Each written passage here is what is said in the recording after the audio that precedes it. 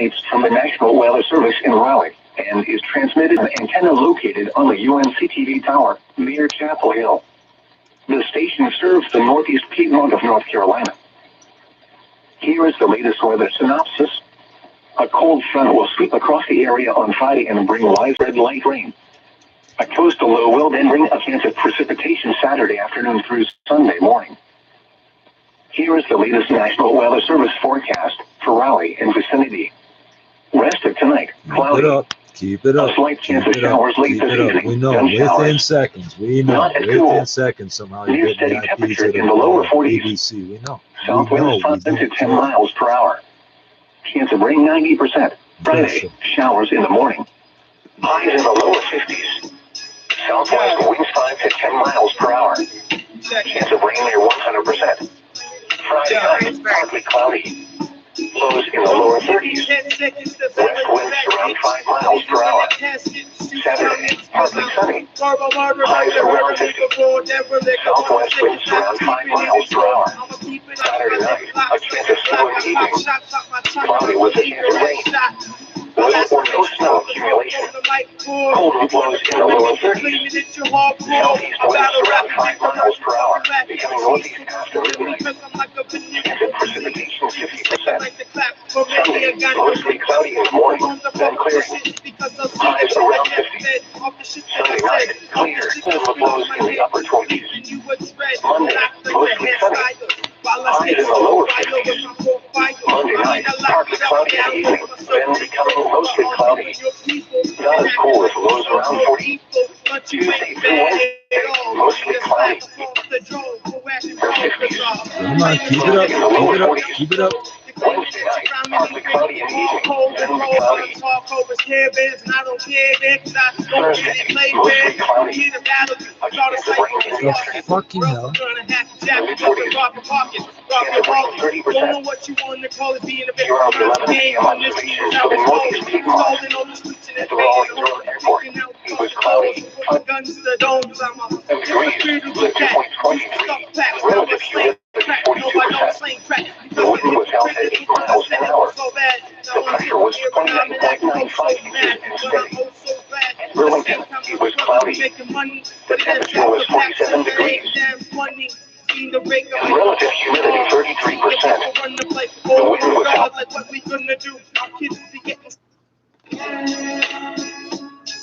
Yo, check it. Yo.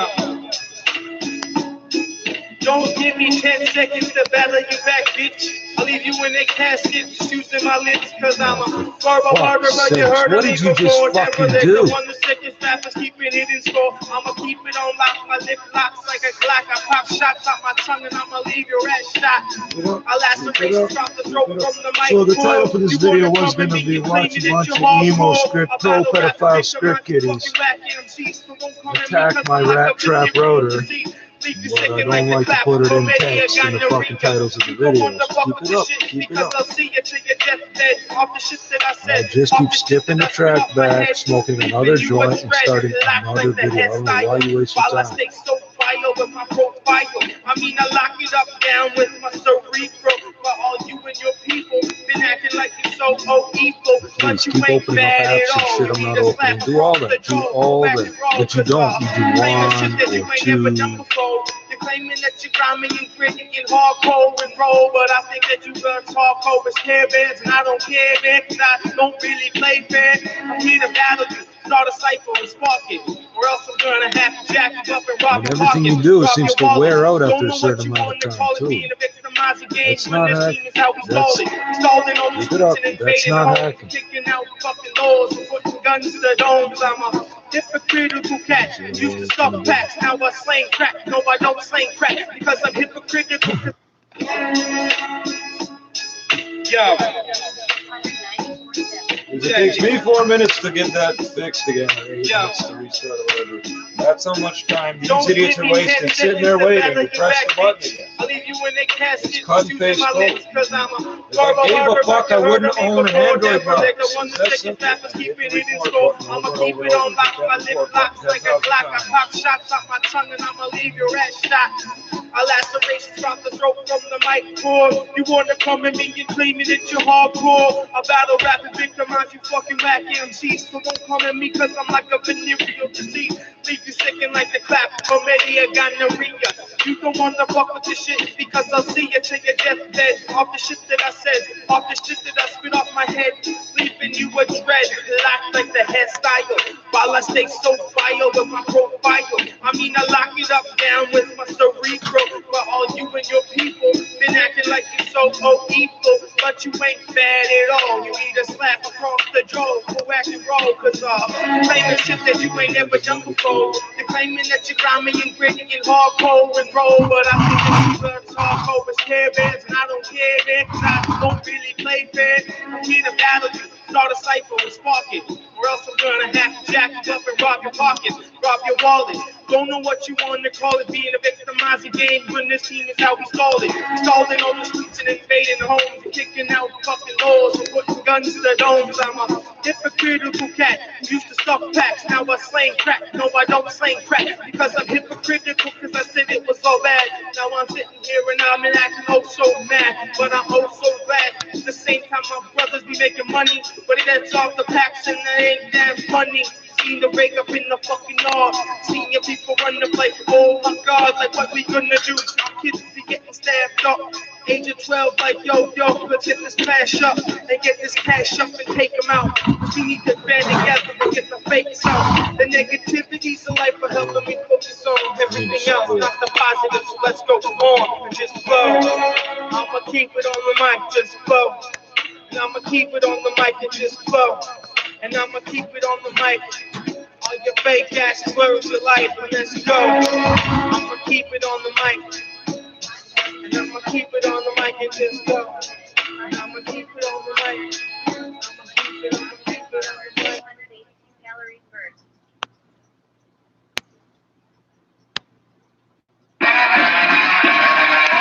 Yeah, I told you, man. All that money's counterfeit, son. Yeah, look. All right, y'all know who it is, man. City natives in the building. It's the bunch of savages, man. Yeah, call me a savage, a bullet. Getting the most of it. Sick of all these artists nowadays. I'm hearing foolishness. All I wanna know is who can spit. I really who can spit. All you spits alive on it's like I'm here abusing it. All your money's counterfeit. Oh my gosh, it's profit. All you talk nonsense. All I speak is logic. Pull up in the beamer with my boys up in the projects. Couple albums in the bottom. Y'all don't wanna see me drop it. Body count stacking like my bank now. I'm self-made. They wonder who to thank now. I've been around for a minute, still I'm killing it. For the thriller, think my mind state is militant. I'm bombing records from the regular. Yes, that's the head of you, the number one competitor. Ain't nobody do it better than you, boy. You know the name, baby. Nowadays, all these rappers are driving me crazy. Only bitches talk shit like it's the only option. Like I'm up in Boston, native, I made a rush shit. I stay cautious, native, but keep them rush shit. It's hard being conscious when your brain gets into toxic. I know I'm Oh, it's almost 4:16 o'clock.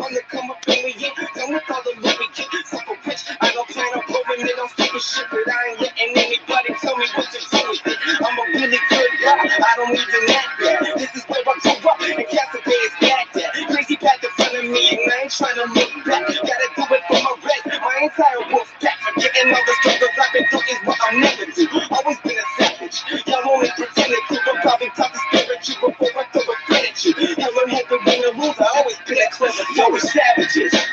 You don't know that half of it, I run the planet with the baddest, with the devil's advocate. Damn it, Brandon, why you always rapping on that battle? Tip I had it with these rappers that be acting like these packing clips. Rolling up that cannabis, I cannot quit. Nothing on the baddest clip, I'm sorry, you can't have it hit. Most of y'all inadequate, y'all acting with the rap like this. I slap you with my hand until I crack your ribs. Now you know I'm passionate. You don't want a problem with my team, so don't you pass it with this rapping shit, I mastered it. You can't even crack the hit, like it's going after this. So listen, money damages, the beat till you can handle it. Damn it, give us savages. Rising off the half of it, there's nothing when I tackle this. I find a situation, then adapt to it. Imagine it, haters panicking, cause they know I have a plan. And when I play that beat, they grab the pen. City natives back again. Insanity, Savage like his bag of weed. Came to be the native who was famous. Me, they came to see the crazy team. Flying on a plane to LA. I think I made it. We are on our way to Vegas. We the greatest in the place to be. The shit I see makes you think twice about pursuing dreams. Through the trees you see me getting blazed, but the root is G's drastically. Smoking every rapper past a tray of weed. Hate on me, but don't realize I am the favorite. Please give me a break. Yeah, you bitches don't shake. When I'm spitting the richest flows wherever made, I never say shit. That puts me in a predicament. I'm savage like what the Christians did when they diddled kids. What you middle bitches? Philly bitches, what you phonies? People always talking like they know me, but they don't really know me. The one and only, and I'm acting like a catalyst. Natural adrenaline, city natives and savages. Face back in the name snapping, I'm straight savage. Get raped in the fake cabin, the shape with a straight tan, and I hate rappers. Beat game when I spit flames in a straight jacket. I'm handicapped with a great talent, I'm trying to chase fame on a racetrack. Fuck a break bad day, never hate rapping. I never lost a test, sometimes I'm overconfident. I just kill the pussy rapper, get the gynecologist. Got to get this obvious, then again it's obvious. So watch the shitty when I fucking hero, I am not impressed. Flow sloppy, choppy, sloppy, gobble on the dick. I am flawless awesomeness. Competition non-existent, leave them with no competition. Bombing on the opposition. All I got is bars, swear to God I rock the prison. I am on my shit, the chain I'm on with it. Call your bitches sponsor conference after I demolish it when the politics. All about the dollar sign, I told you I'm a baller, bitch. Harry Potter with the one, I promise I'm an alcoholic. Never been anonymous. Fuck a mumble rapper, I no longer have a tolerance. Smacking on Madonna, Donna, slapper, and she got a problem. Laughing at you, rappers backing up when I go off. Doing damage on the Macintosh. Checking up whatever thoughts. Catalog is getting massive, savage, any track I'm on. Battle rapper, master dog. Traveling to Babylon. I know, as soon as I talk to the chair, you're gonna golf it, right? Golf it. That's how creative you guys are. Keep it up. I'm signing off. Catch me on the red rapping rumble with a pack of dogs.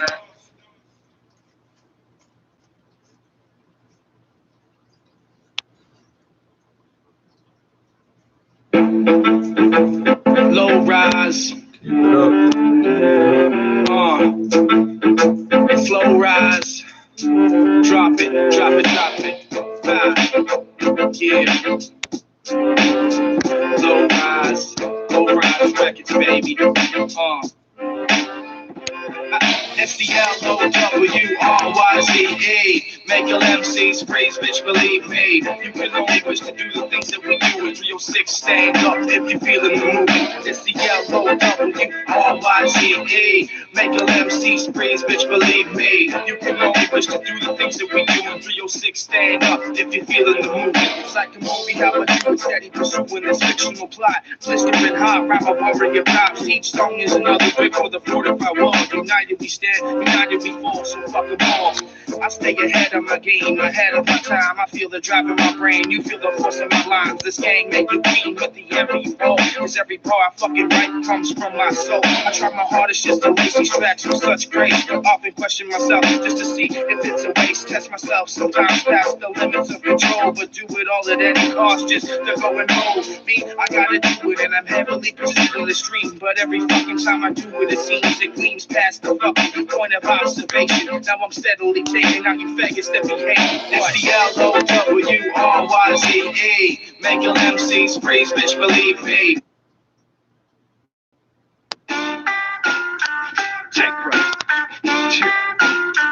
Check it out, shot like that, and all these haters on the map. Fuck Mike Valamedia, that shit is garbage trash. Hey yo, make no mistake, the struggle is too real, you can't escape. The harsh realities of life are too hard to take, so we don't play no games. Shh, stay quiet, we say no names. My squad's insane in the brain, but crazy the reins. Ain't much change these days, the pain's the same as they used to be. So truthfully, resisting beautifully, with mutiny to my power off communities. See, we speak that fluently at the Jubilee, musically. None of your fools are really moving me. It's impossible. We got so.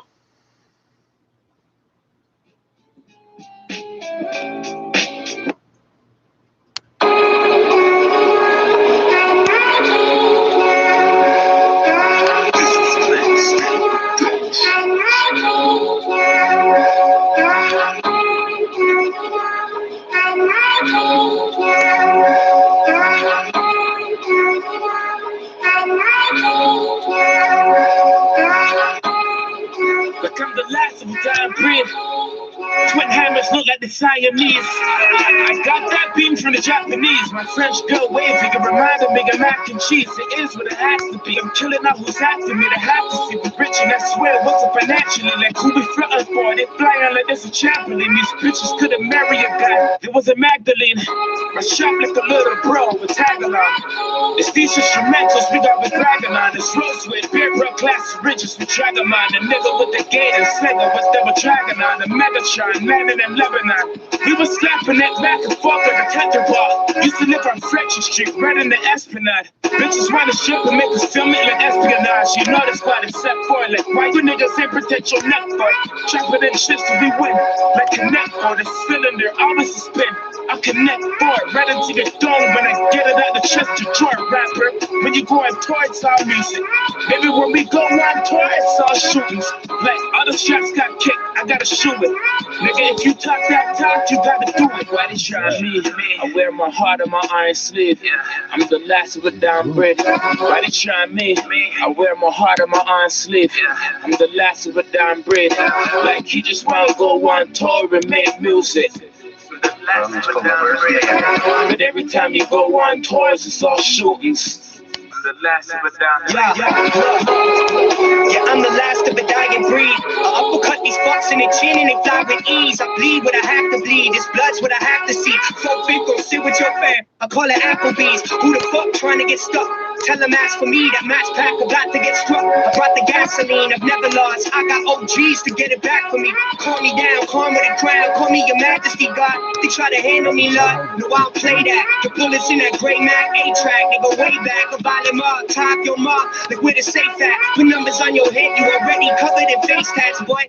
Why they always trying to snake that, boy? Charlie got the defibrillator to shake that, boy. Forget about it, you turn me to Rocky ASAP, boy. I'm the last of a dying breed, they wanna break that, boy. Like, you bringing all that beat to the farm, my man's branded you. If you don't get respect in the streets, I can't stand with you. They tell you you a threat on the beat, your man's scamming you. The Benz is like a beast when it spins. Crash Bandicoot, pull up with a camera crew. Canyons in your face now. Anybody that's like into us is like in face down. White boy, nice with a pen. This ain't no 8 Mile. We playing hopscotch in the spots where the body's traced out. Cause when you go on tour, it's all music. And baby, when we go on tour, it's just shootings. Drive-bys, your eyes wide shut, we gone Kubrick. See, we ain't really about all that talk, we just do shit. I wear my heart on my iron sleeve. I'm the last of a down breed. Why they try me? I wear my heart on my iron sleeve. I'm the last of a down breed. Like he just wanna go on tour and make music. The last of a down breed. And every time you go on tours, it's all shootings. The last of a down breed.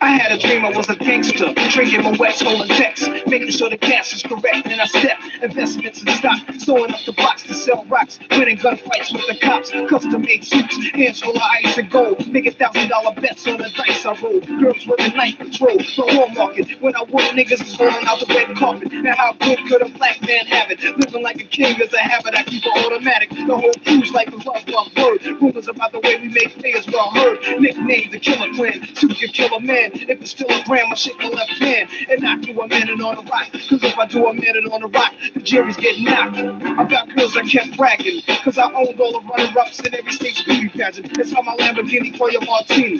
Little kids in the street, they wanna be me. I'm living in a mansion, all the niggas wife for ransom. I'm like a rich Charles Manson, a backyard about 40 acres. You read about me in the papers. I hit the jackpot every night from all my crack spots. We attack cops for props. I got sons with guns, they all done crime. They're so wild, they even scare my ass sometimes. Other niggas on the block are so corny. I got Madonna looking like Solid Stroke for me. Bad bitches kissing my ass. I got a few mil in the stash with bets made of cash. Put on my head was a price. I made the bad guys in Miami Vice look nice. All of a sudden I got raided. My crib was invaded. But then I still made it to the getaway car. And now my driver's skills gotta be up to par. The cops caught the car and sprayed till it was smoked up. That's when I woke up.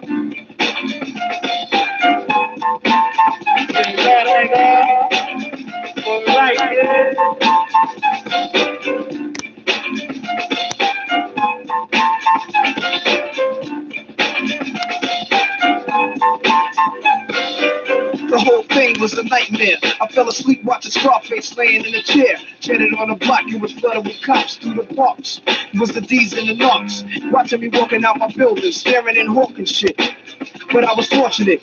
I usually be going out with the 9. Instead I had $10 to buy a dime. Bag of weed, never cracks, I ain't with that. I bought Buddha, some Phillies and a Kit Kat. Now I'm walking back through the drug infested area, which was filled with hysteria. When a cop yelled, "Come here, black," I thought to myself, what part of the game is that? I didn't do no crime for you to be wasting your time with your antagonistic mind.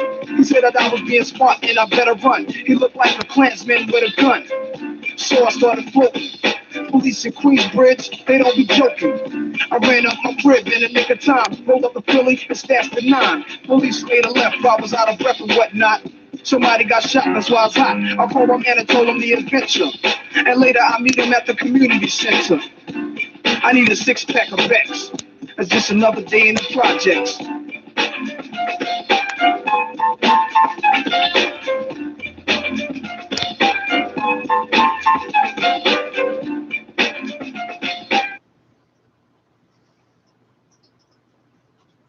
Motherfucking police always be fucking with me. Everywhere that I go, motherfucking police always be fucking with me. Everywhere that I go. Do I look?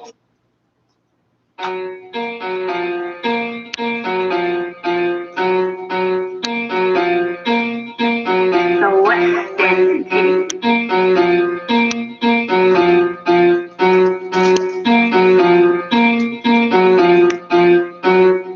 I'm from the West End.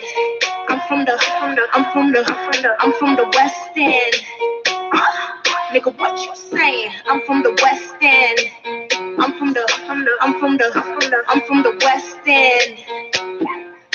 Yo, I'm coming straight from the West End. Move from the Jane to the West End. Watch how you talk when you walk through my hood, cause you know that my niggas be pressing. Heavy artillery weapons. Ain't really into the questions. I ain't condoning no violence. These youngins are wildin', they move kinda reckless. Got the keys, police stay petting niggas. Stay cheese, a familiar face taxing niggas. Safety, didn't even wanna slap the nigga, he made me.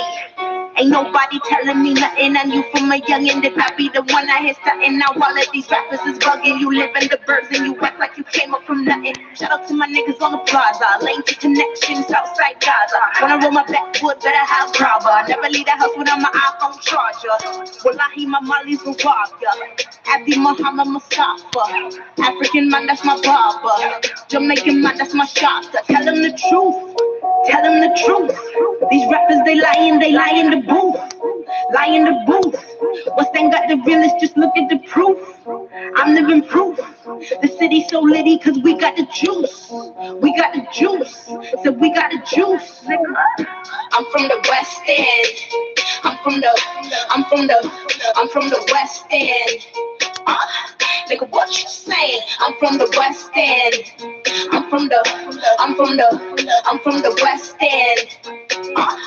Nigga, what you saying? Finch Street, jungle to the Rex we deep. I can tell a West End nigga by the way you speak, Birds tripping loud in the hood, always lose they beaks. Know that shotty with bodies got dumped in the creek. Stop, freeze, What I mean, looking for me. Hey, chick, I got that degree. What do you mean? If she don't know what I seen, if you ain't been on the scene, record is clean. I'm too wavy. Make her your man wanna date me. I got the sauce, gravy. More than they cannot replace me. Cause I'm from the West End. Bitch, nigga, better watch that top and find out you top to the cops. So when it turn hot on your block. I'm from the West End. So you claim you a bad man, but y'all what a bad girl crew. Let me show you what a bad girl do. But you didn't know that I'm from the West End. I'm from the West End. Nigga, what you saying? I'm from the West End. I'm from the West End. Nigga, what you saying?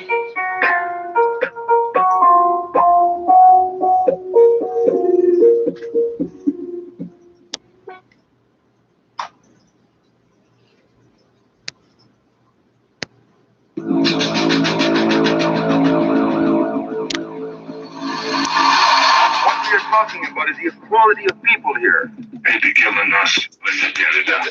And they're killing us. Listen.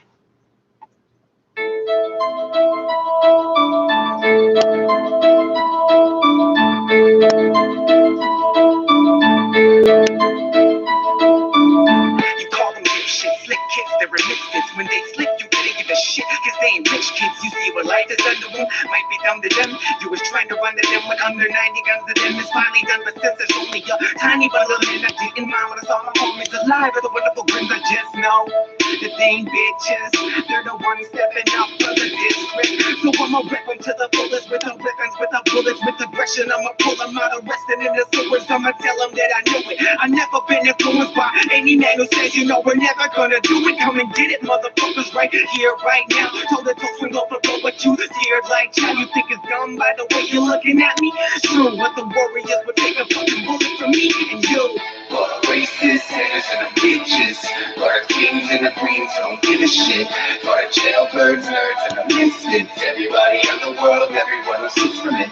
For the racists, haters, and the bitches. For the kings and the queens who don't give a shit. For the jailbirds, nerds, and the misfits. Everybody in the world, everyone who suits from it. The only mischievous to you cunts. You follow the law and that whole system is some bourgeois. We say no to pollution and send the troops in just to do what? Should it be done to innocent women and gentlemen and abuse them? I thought to myself, wow, shit went down, but the warriors stood ground. They don't just back down. Something will never surrender. You can click, clack, pow, but we don't need the weapons. They don't wear fist that cow. Make him make mass proud, suggest you lift that smile. Tell SWN and them to just get the frack out. Something on a tree of knowledge, cause we see the demons coming. People screaming, running, cause we're neither beneath or under them. To them I got to go, I guess. But don't hold your breath, we live for this and not for this. A bliss and no regrets, go against the main cause. Havoc on earth, but if not, your brain's gone. Damage wrong, you dig? For the racists, haters, and the bitches. For the kings and the queens who don't give a shit. For the jailbirds, nerds, and the misfits. Everybody in the world, everyone who suits from it. For the racists, haters, and the bitches. For the kings and the queens who don't give a shit. For the jailbirds, nerds, and the misfits. Everybody in the world, everyone who suits from it.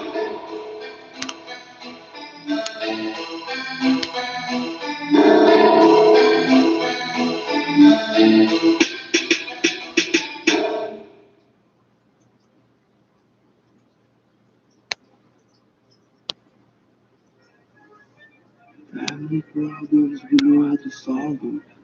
So I caught the mouse and I threw it on the floor. No love, that's what I get, huh? Walter was a crackhead, always a crackhead. Remember when you owe money to those Asian guys in Montreal? You're lucky, they from the 90s and they know me. Ready to shoot you with a garbage shorty, that's what you told me. I came to Montreal to slave you, you bitch you. Never judge you for smoking hard, told you I used to sell that's crap, your family member. Nowadays, you finally changed, you're acting insane. Always talking about money, you ain't rich dude. Your fancy cars don't impress me. I've been there, done that, Fairfax. Ruckus like Carlito, the way your niggas is fake. My cousin Liz is a fool. Didn't come when we invited you, fuck you. Think you're the hardest, but when you're actually the weakest. Family problems, we know how to solve them. Friends problems, we know how to solve them.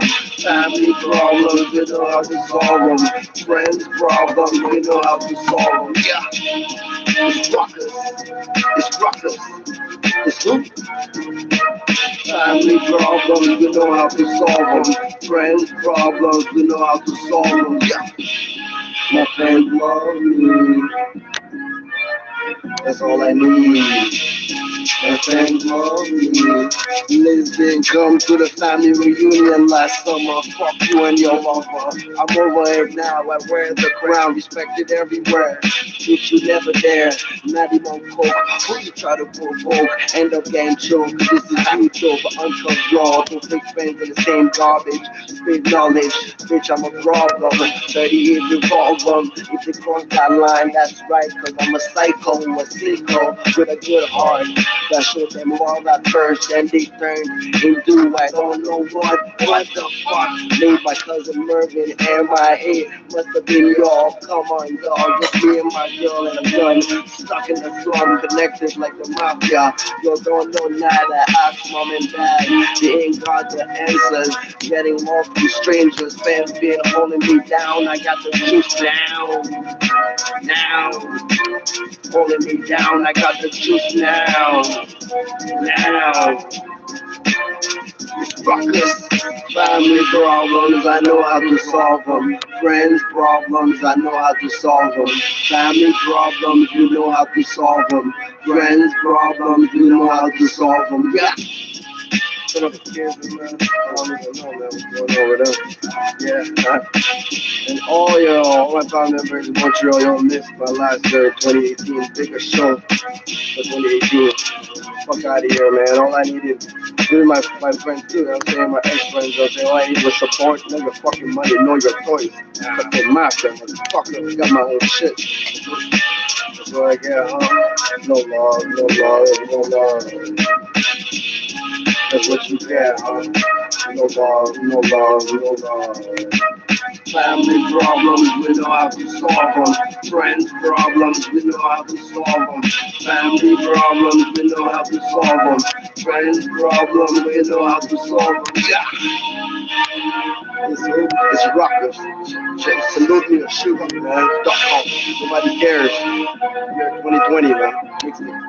Yeah, album.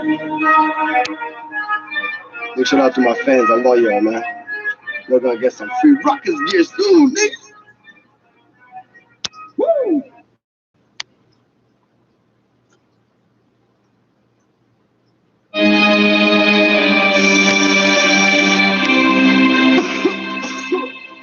John Gotti, CTM Music Group, baby. Woo! Pow!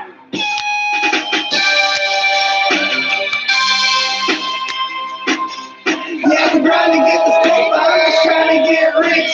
We do it for the big face, dead presidents. I got Lamborghini dreams, still got Mercedes tips. And yes, I'm a boss, but I'm looking for a lick. You gotta get it, how you live a life is like this. And yes, I need 36, a whole fucking brick. Rolling through the city, got my Louis Locs on. And I told these motherfuckers, yeah, I get my smoke on. Cheech, Sean, bust out the bomb. Smoking all day, flipping bricks by the yard. And you can try it too, but don't quit your day job. The streets each up to make the times real hard. That's why I got all these tattooed scars. Chilling in the pity bars, rolling in the fancy cars, smoking out the superstars. Yeah, I look like a model. B-I-O-R. Money in the rubber band, stack it to your cap heart. Yeah, I got the trade powers, got a real loud pop. I do my dirt in the dirt, fucking do the pod. I got so many toys, AKs, SKs, long range, short range. Red stain, no brain. Who am I kidding, motherfucker, crime pays. Yeah, I'm trying to get the state, but I'm just trying to get rich. We do it for the big face, dead presidents. I got Lamborghini dreams, still got Mercedes Benz.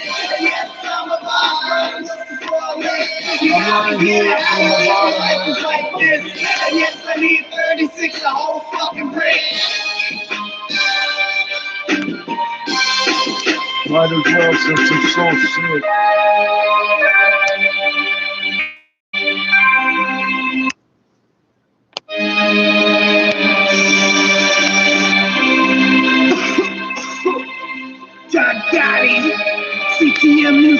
baby.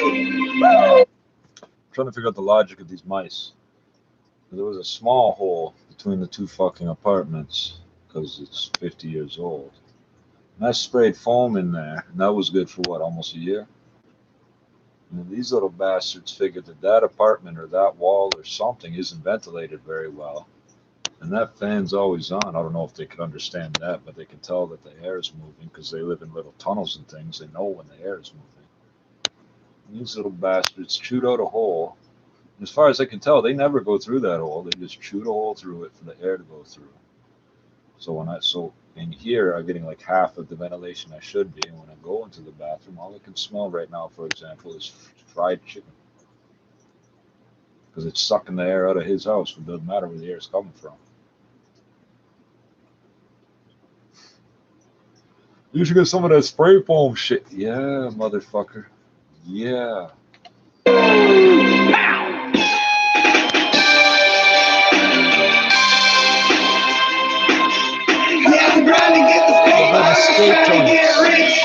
They're used to getting raided as a species. It's in their DNA that they build escape from.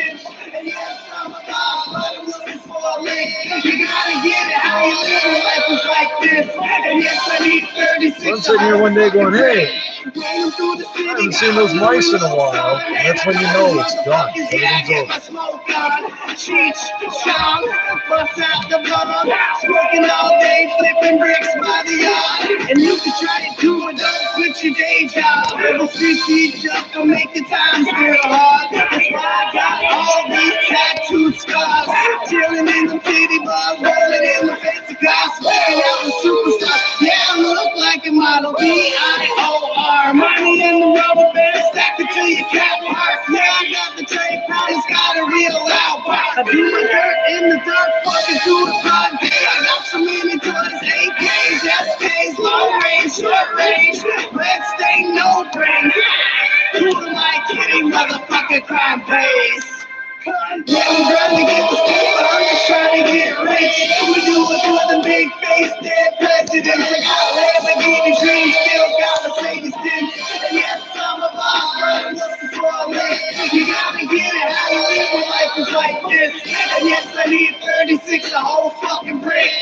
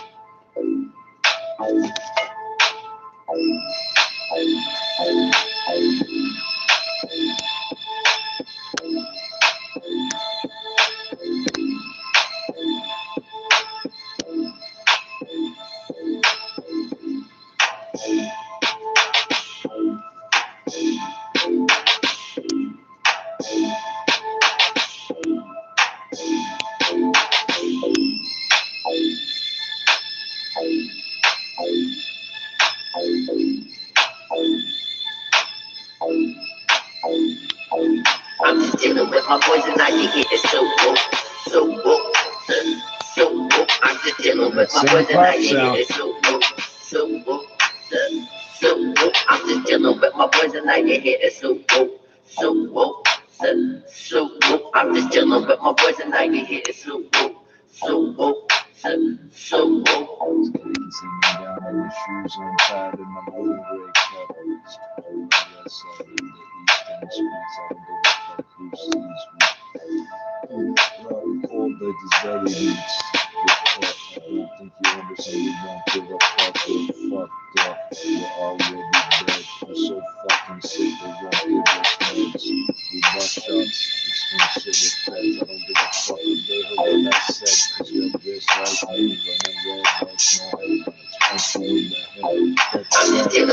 poison, I get hit. It's so whoop. Like it happens on my side of So whoop. I'm just dealing with my poison, I get hit. It's so whoop. So whoop.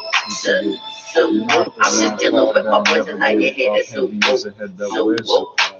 This is not crown. I'm just dealing with my poison, I get hit. It's so From east to west, we the best. No need to invest in your best, cause we invested in shit that blow your head all over.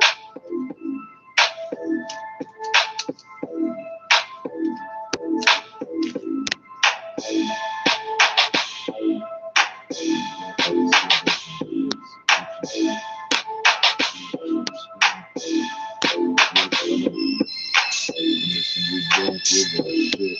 If it ain't about the money, we don't give a fuck. We don't give a fuck. If it ain't about the money, we don't give a fuck. I'm just dealing with my poison, I get hit. It's so whoop. So whoop. So whoop. I'm just dealing with my poison, I get hit. It's so whoop. So whoop. So whoop. I'm just dealing with my poison, I get hit. It's so whoop. So whoop. So whoop. I'm just dealing with my poison, I get hit. It's so whoop. So whoop. So whoop.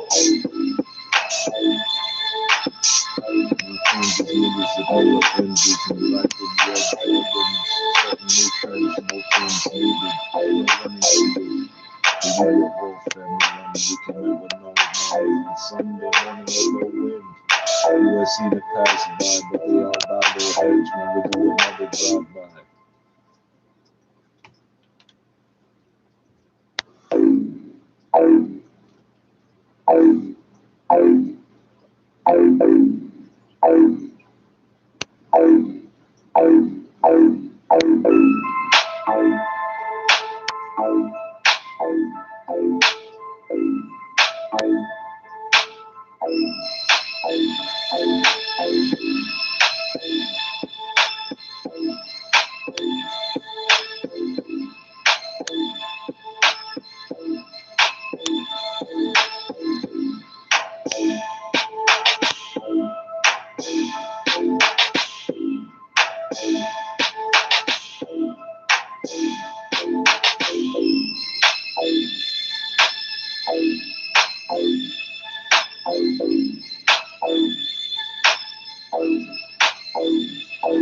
I'm just dealing with my poison, I get hit. It's so whoop. So whoop. So whoop. I'm just dealing with my poison, I get hit. It's so whoop. So whoop. So whoop. I'm just dealing with my poison, I get hit. It's so whoop. So whoop. So whoop. I'm just dealing with my poison, I get hit. It's so whoop. So whoop. So whoop.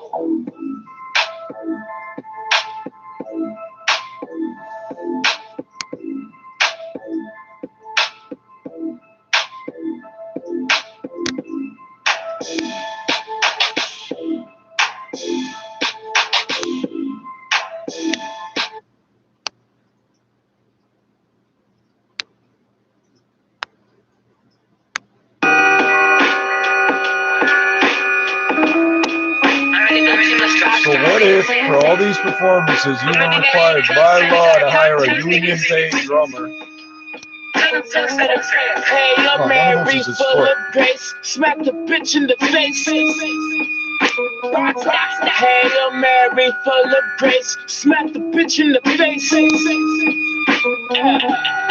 Name another rapper that's as bad as bars. In Toronto making hits like I was Alomar. Saute chicken, green peppers at the salad bar. Cops still profile niggas without the avatar. Had 20 niggas, I'm last man standing. My bitch on the runway like a plane landing. It's awesome, shoot up the church like Charleston. Before we listen to Robert Banks, we fucked the Carlton.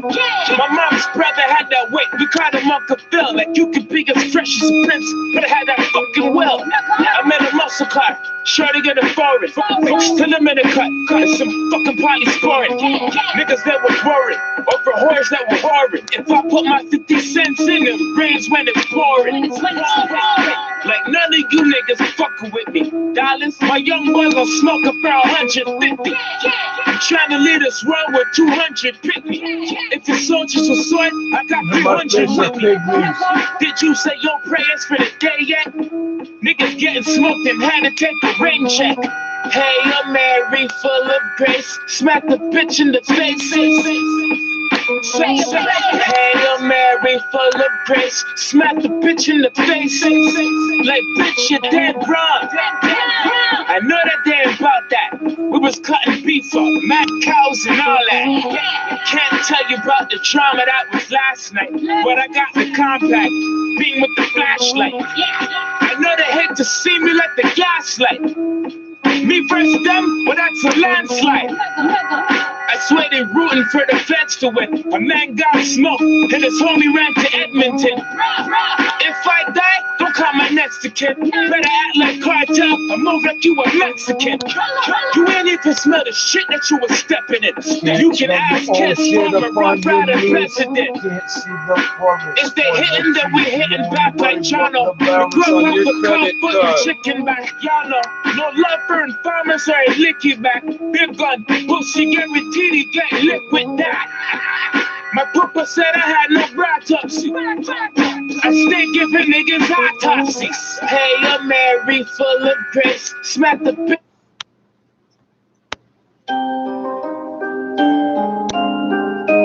Thank you, DJ Random Shuffle Play, for sorting that out. Because the last half of that playlist wasn't Back sounding to this good. motherfucking track, y'all.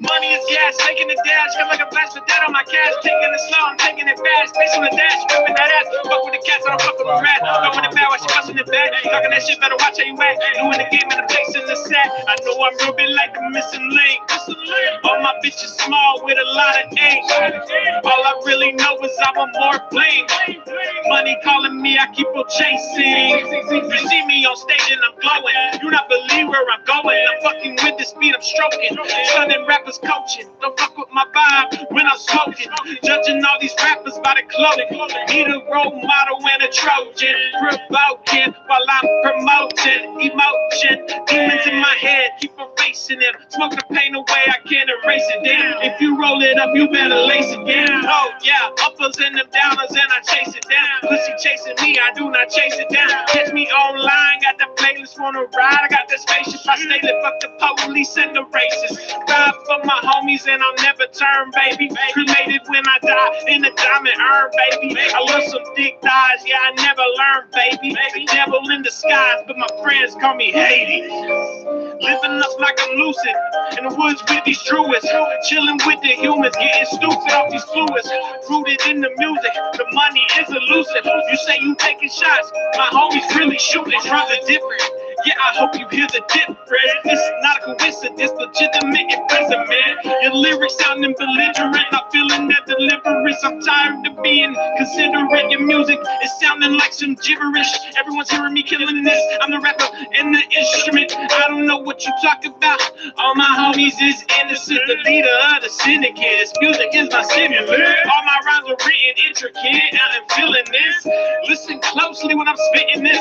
People should consider this. You gotta be shitting me! You can't keep me cooped up in here, okay? I am a peacock! You gotta let me fly! My crimes are heinous. Yo, I killed the beat like I'm a raceless. I do it while I'm faded. I'm shameless and I don't need payment. I'm feeling like the greatest. It's time to show my faces. Fear and loathing Las Vegas. Never will they tame us. They hating on this rapper, but they will not claim us. The new school rappers looking brainless. Yo, and all these young kids celebrate them, making them contagious. I hit you with the latest. I'm dropping all this hot shit like the runs have a haters. Calling all creators, surrounded by the famous. Big dreams, I'ma make it one day. Oh God. 666 up on the dash, and I say, give me cash. That's all she had to say. Yeah, had me up all night, bad pride. Big dreams, I'ma make it. Oh God. 666 on the dash, and I say, get the cash. All she had to say. Are you the rats of Nim? Did you run up north to Canada to escape the U.S. government? You gotta read books to get those jokes. You gotta read books to get those jokes.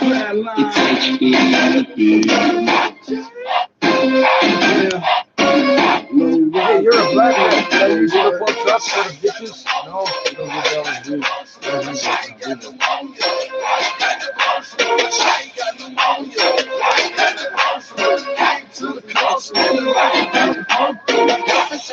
What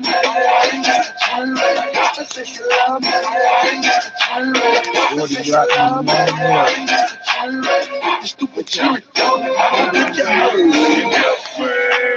Succession on the #1 hospital phone call.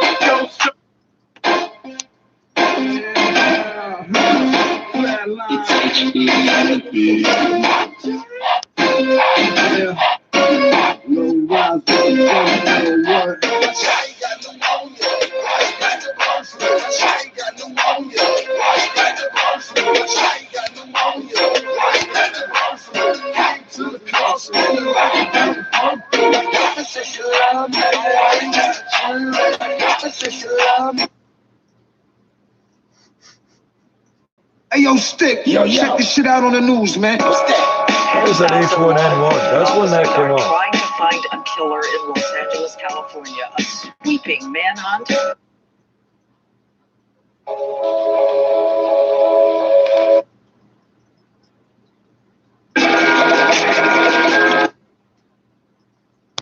Communication screw-ups at Halibut First Nation lead.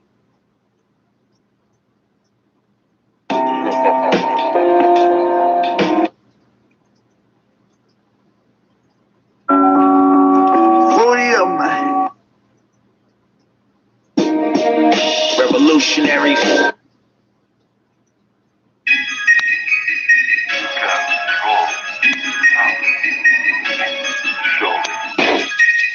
I got a lifetime fever. I got a lifetime fever. Don't gotta spit. I can still beat it. I got a lifetime fever. Don't gotta spit. I can still beat it. I got a lifetime fever. Don't gotta spit. I can still beat it. That's the same, guys. It's the last one.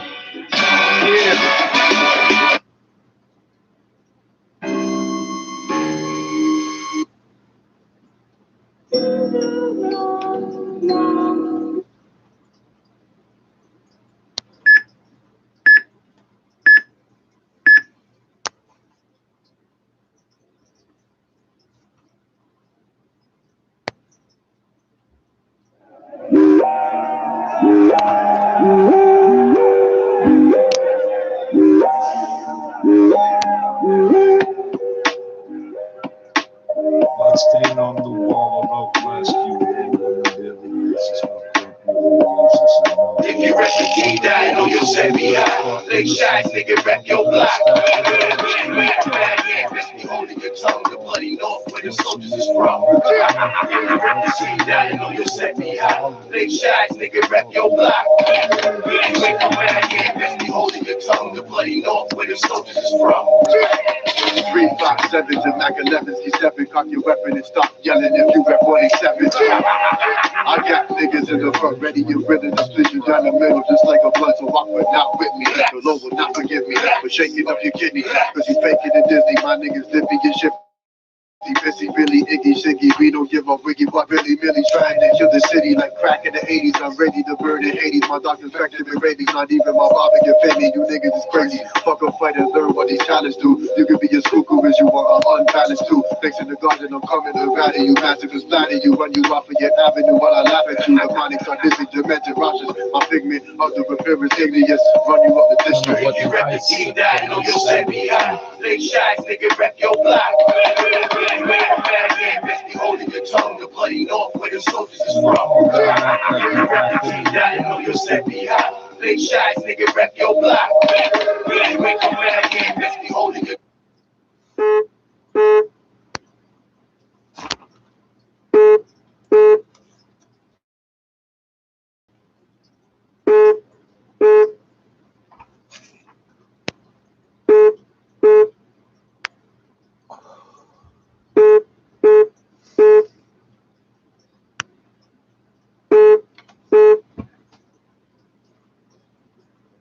Use it, put it top down. Got the spliff going. What is it this time?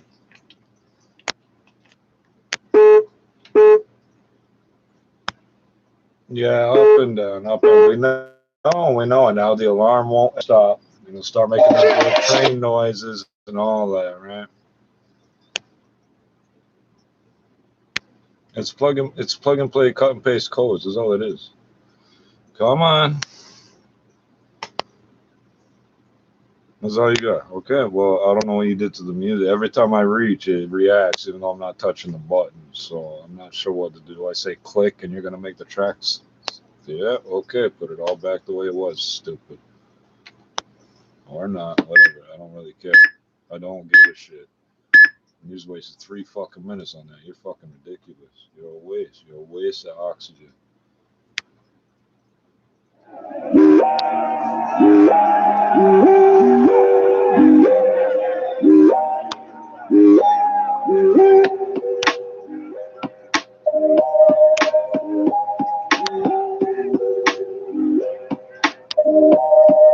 If you rep the team, I know you'll set me high. Big shots, nigga, rep your block. Yeah, best be holding your tongue. The bloody north where the soldiers is from. If you rep the team, I know you'll set me high. Big shots, nigga, rep your block. You ain't come back, yeah, best be holding your tongue. The bloody north where the soldiers is from.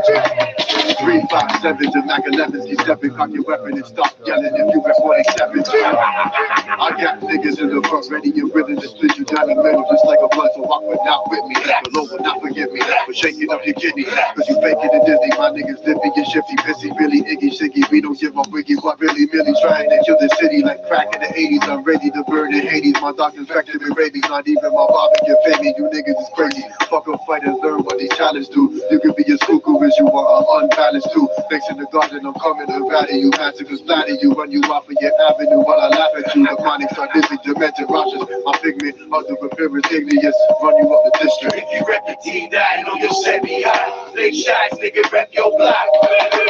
Yeah, best be holding your tongue. The bloody north where the soldiers is from. If you rep the team, I know you'll set me high. Big shots, nigga, rep your block. You ain't come back, yeah, best be holding your tongue. The bloody north where the soldiers is from. Star City where we blast shots. Then in the last block, hit man mentality, cause all of us niggas ass rocks. I'm a big game rollers, you feel the cash crop. 20 broken preachers, turn the coke, leave the crack rock. Find a block, get it clean, keep it padlocked. Innocent animals, watch your dog, jealous trash talk. You pack blocks, you smoke weed with hair like Sasquatch. Fuck my niggas, dog, your son to think you out of the sandbox. Better yet, I crash your plane, spit on the black box. Because he's highly trained, cocaine, I for that plug, we that hard. You with more clips, is for instance, the same equivalent as a bad nail in the insects. Ridiculous.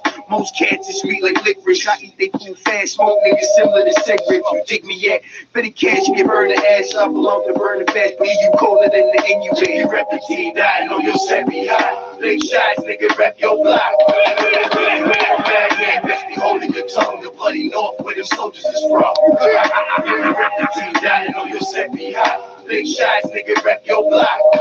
You ain't come back, yeah, best be holding your tongue. The bloody north where the soldiers is from.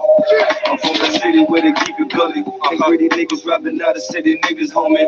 Checking trees, getting schooled by the OGs. All we do is OGs. Lay it please, you small time like the little leagues. Pussy niggas bleed when they fuck with me. Turn like a track star when they fuck with me. I ain't buckshot, but I buck shots, homie. I pack the hollows for the cops only. It's all real in the hood, they call me abs are still. Beside my abs, they're still. I make you feel still in your abs for real. Cook coke like a gourmet chef, perfection. See my dope flow stack up, erection. Not mention me getting love for hoes. Attention, we don't love them hoes. Lazy sport the draw, double crack the mo. Niggas don't want war cause they lack the toast. Yeah, you rep the team, I know you'll set me high. Big shots, nigga, rep your block. You ain't come back, yeah, best be holding your tongue. The bloody north where the soldiers is from. You rep the team, I know you'll set me high. Big shots, nigga, rep your block. You ain't come back, yeah, best be holding your tongue. The bloody north where the soldiers is from.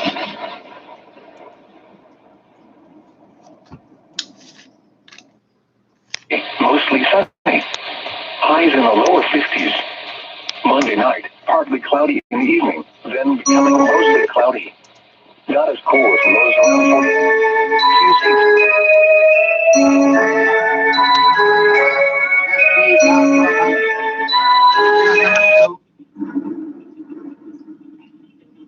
That's X minus. She's okay, Hank. Running like a Swiss watch. She's okay. I eat my tinned condensed milk. Whatever they've been playing about. Hello, Steve. Elapsed rocket's time is now 4 minutes. What's your altitude? Over to you. The speed 4,400, still climbing. Altitude 297 miles. All right, you're at the outer limit. Level off for maneuver tests. You've got exactly 6 minutes fuel left. I'm starting at 3-degree left bank. She's a little sluggish. There, it's all right. There's a low vibration somewhere. Maybe the cockpit cover. My view screen's a little fogged. Now I'm straightening out. 5 minutes fuel left. Now I'm starting at 3-degree right. Hey, what's the matter? What's wrong? There's something up here. Something shining. What are you talking about? There's something above me, Hank. I'm going to chase it. Steve, you're at the outer limit now. I can see it plain now. Now, Steve, don't go any higher. You've only got 4 minutes left. You've only got... I'm getting static. I can't hear you, Hank. It's dead ahead now. I'm going to make a pass at it and get a good look. Here goes. Hey, it's swerving to meet me. It's dead ahead now. Look out, it's dead ahead.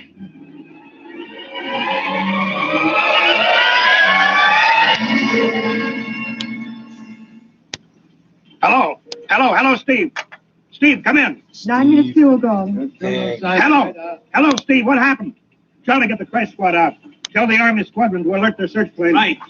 9.5 minutes gone. Hello, Steve. Steve, listen to me. What's happened? Where the devil is he? Hello. Come in, Steve. Steve, come in. Hello, Steve. Hello, Steve. 10 minutes. Steve. That's the end of the fuel.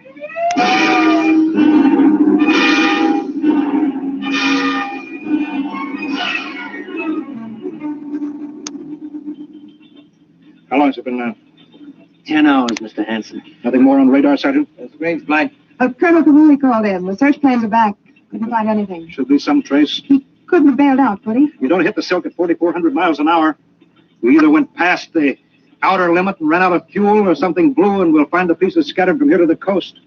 Why does it have to be the best man? Always the best man.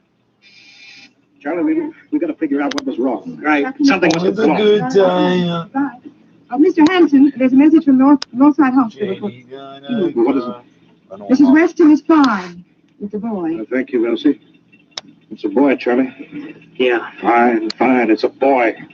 We didn't even know that she went to the hospital. How am I going to tell Mary that? No, it wasn't your fault, Mr. Hanson. The ship was tested. Yeah, we'll build another, and some other flying fool will shoot past the outer limit into space.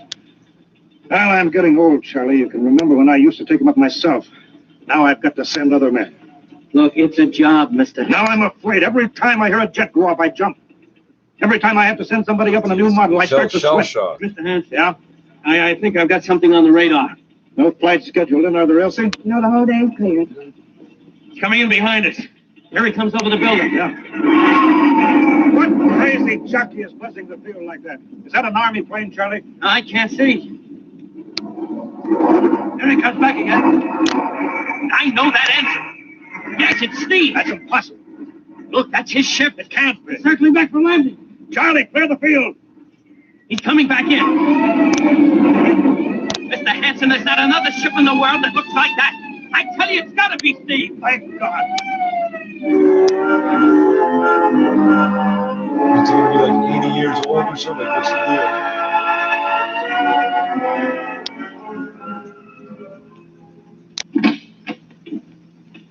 All right, sit down over there, Steve. Quicker we get this done, the quicker you get over to see Mary and the baby. Elsie, give the order to check and refuel the rockets. I don't want anybody in here till I get Steve's reports. Bear any calls. All right, Steve, what's happening? Every Canadian Forces soldier at this time was being issued 4 cigarettes with every meal. Cosmic ray bomb. Does it still go off tonight? What are you talking about? Straighten out, Steve. Where have you been for the last 10 hours? Listen, Hank, there's something more important. Now, come on. I've got to get a report on the screen to Washington, so let's have it, will you? I've got to know how you stretched 10 minutes fuel to keep you in the air for 10 hours. One thing before I talk. Now, look, Steve. Will you have the Geiger men run over the ship before they refuel? What did you run into? So help me, Hank, I don't know. We better check and make sure it isn't radioactive. Elsie, add a Geiger report on the standard check. Susan, we better have the medics look panic you when over, that too. happens. No, I'm all right. They said I'd be all right. They? Look, son, I know you've had a tough time, but we've had this field on the alert for 10 hours, boy. One of the Army boys cracked up looking for you, and he's hurt bad. So let's have the story. Let's have it straight. I don't know how to tell you, Hank. Hank, I saw something up there. At 300 miles? I chased something up there, Hank, and I caught it. Now, don't hand me that, Steve. Listen! I was cruising along, just starting the right bank, when I spotted something. Must have been going about half my speed. It was egg-shaped and smooth. I made a pass at it. I came back for another, and then there was a humming sound. Humming? Sort of a vibration. And then I blacked out. I was headed straight for it at 4,400 miles an hour. I thought it was going to be the biggest smash since Hiroshima. And listen, Hank, is there a drink in that bottle? Yeah, sure. Well? What happened?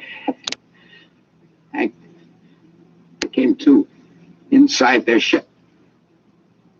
Steve, this whole thing has been a devil of a strain on you. I'm going to call Major Donaldson from the Army base, ask him to sit in. The psychiatrist? Yeah, that's a good idea. Let him run his tests. He'll tell you I'm not kidding. Because, Hank, unless I miss my guess, I've just been tipped off to the way the world ends.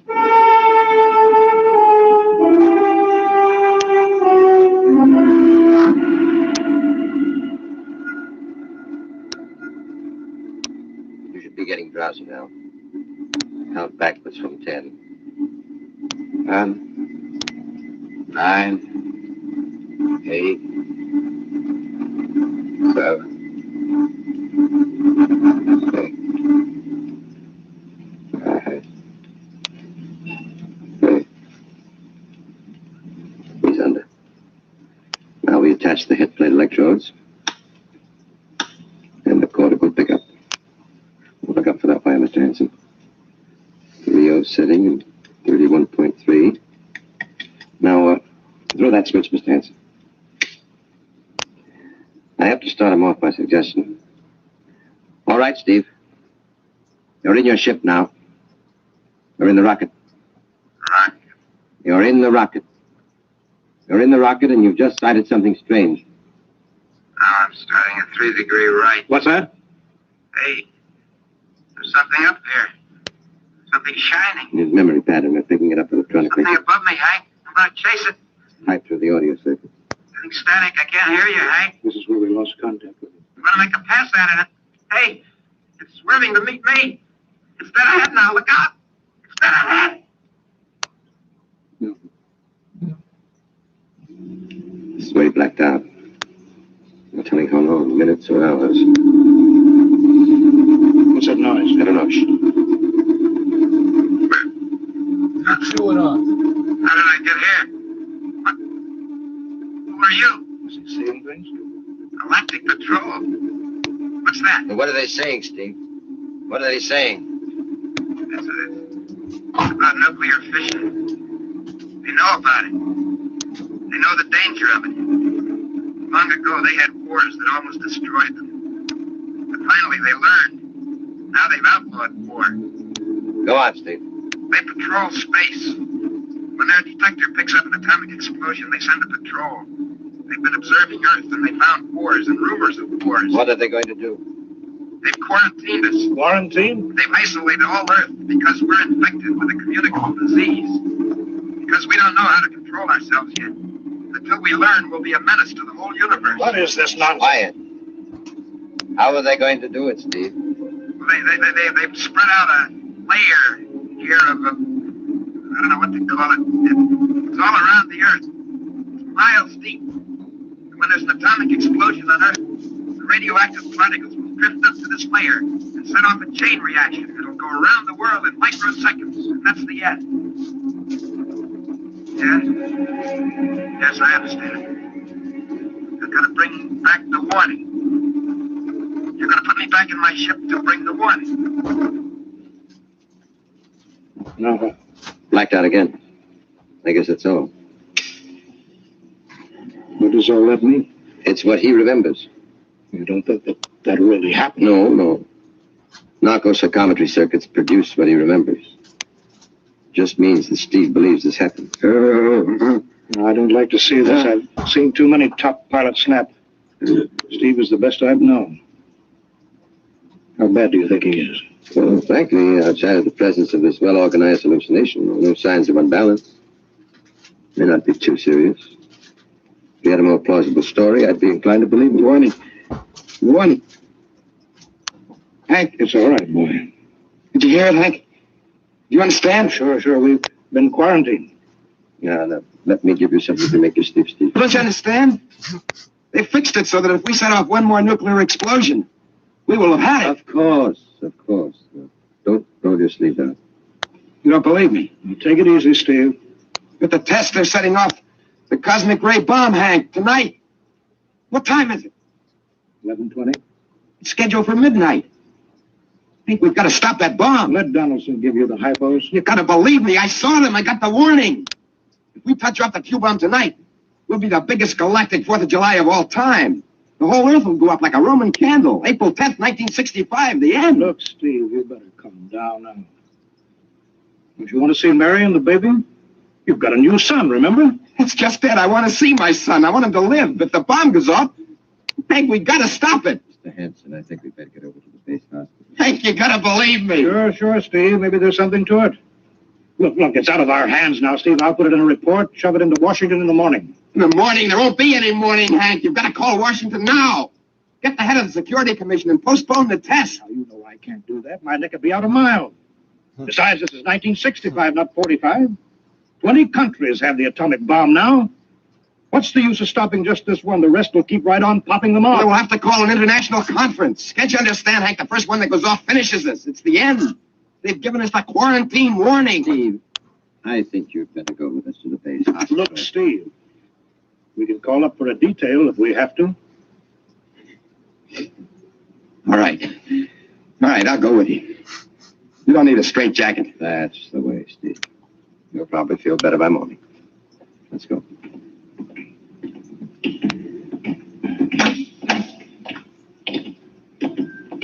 Tomorrow I'll drive you over to the hospital to see Mary and the kid. Yeah, sure. The politics of the ship under the floodlights. Pretty, huh? You'll be flying her again soon, Steve. Don't worry. Yeah, I guess so.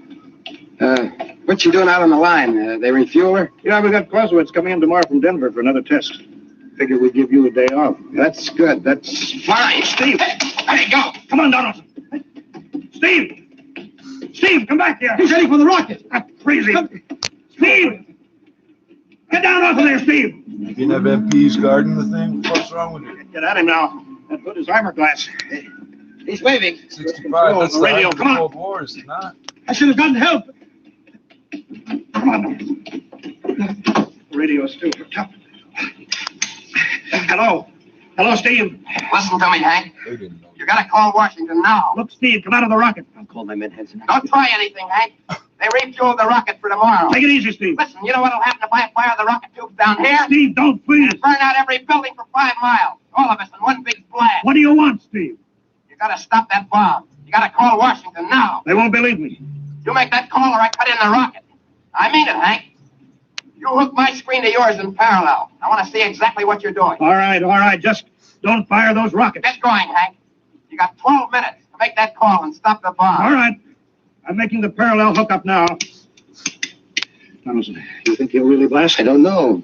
Up to now, I'd almost say he was normal, but this Hanson, he's liable to do anything. Steve, there, you getting it on your screen? Yeah. Now put that call through. All right. Operator, Visit screen to Washington. the visit screen circuits are busy, sir. If you try again in half an hour. This is a Security Commission priority. Break in, get me a line. Just a moment, please. 10 minutes, Hank. Listen, Steve, I'm trying. Ready to take your call, sir. Washington Security Commission 3. Urgent. I want Undersecretary Herbert Ames. Washington 3. 1 moment, please. Hurry, will you please? 1 moment, please. Chicago. San Marco calling Washington visit screen 3. Urgent. Washington 3. 1 moment, please. What time is it, Donaldson? You said operators in the 60s, like, what's that? He might. Washington. Go ahead, San Marco. Visit screen 3. Mr. Herbert Ames. That is a coded exchange. I cannot accept your call without clearance. Listen, Washington, put this through. This is Mr. Hanson of Hanson Rockets Incorporated at San Marco Air Base. This is a priority call. I'm coded. One moment, please. I will check your code number. Get it through, Hank. That bomb goes off at 12. Will you be reasonable, Steve? Your call has cleared San Marco. Washington busy screen to read. Herbert Ames. This is your call, sir. Security Commission, Ames. Oh, hello, Hanson. Listen, Ames. You've got to get me the chief. You kidding? He's at the test control room. Yes, I know, but get him for me. Hey, what's up? You look lousy. Or is it a bad circuit? There's no time, Ames. I've got to get him before the test. It's about the ray bomb. I can't take the responsibility. Get it through, Hank, or I blast. Hey, what's going on there? Ames, my project has a high enough rating. This is a priority A call. What? Well, it's your neck. Okay, I'll try to get him for you. He's in the control room, though. You'll have to switch off your screen and speaker and go on earphones. Too much going on in there. Security, you know. You hear that, Steve? I've got to cut the screen. All right. 8 minutes, Hank. Hello? Hello? Yes, sir. This is Hanson at San Marco. No, sir. Priority A request to cancel the bomb test. No, look, I'm serious. I'm deadly serious. We sent the X-2JTR up today to the outer limit, and we uncovered evidence. Yes, on the automatic instruments. What's that? No, this is possible chain reaction. No, I can't tell you the whole story. There isn't time. Yes, I'll bring the readings into Washington in the morning. You've got to postpone the test till you see them. Yes, I understand it. I understand about the press. I'll take complete responsibility for this. What's that? Oh, yeah, because look, I've worked on contracts for the commission for 10 years now. Yes, I have complete confidence in my information. You can record that. All right, I'll call you back immediately. Goodbye. Hank? Hank! He's agreed to cancel. The ray bomb won't go off. Thank God. All right, Steve. You can come down out of the ship.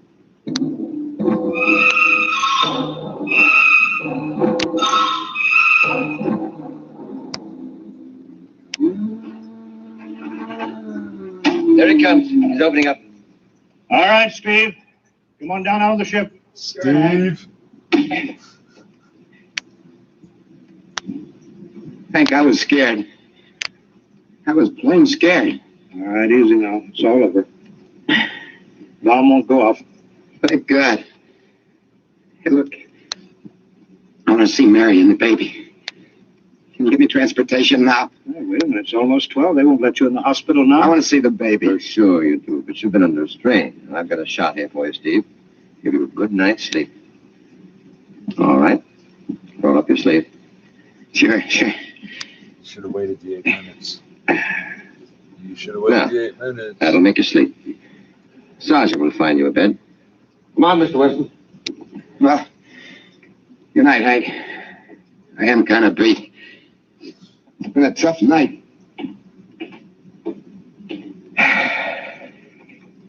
Sure it has. Thought for a minute he was going to blast those rockets and send us all to Kingdom Come. Yeah. Glad to start getting the ray bomb test going off. It isn't called off. Oh. Ames couldn't get the chief. I was talking to a blank screen. Bomb goes off in a couple of minutes. Oh. Poor Steve. He's one of the best. He was the best. 1 in 10 million. Some story of his, poor guy. For a while, he almost had me believing that quarantine. You know, that's a very common delusion. The end of the world. Last night, never saw the stars so bright. Better be getting in. That wind's cold. Bomb goes off in 30 seconds. Poor Steve. You know, Hanson, there's just one thing. Yeah? It's outside my field, but I'm curious. How did he keep that ship in the air for 10 hours? With only 10 minutes fuel.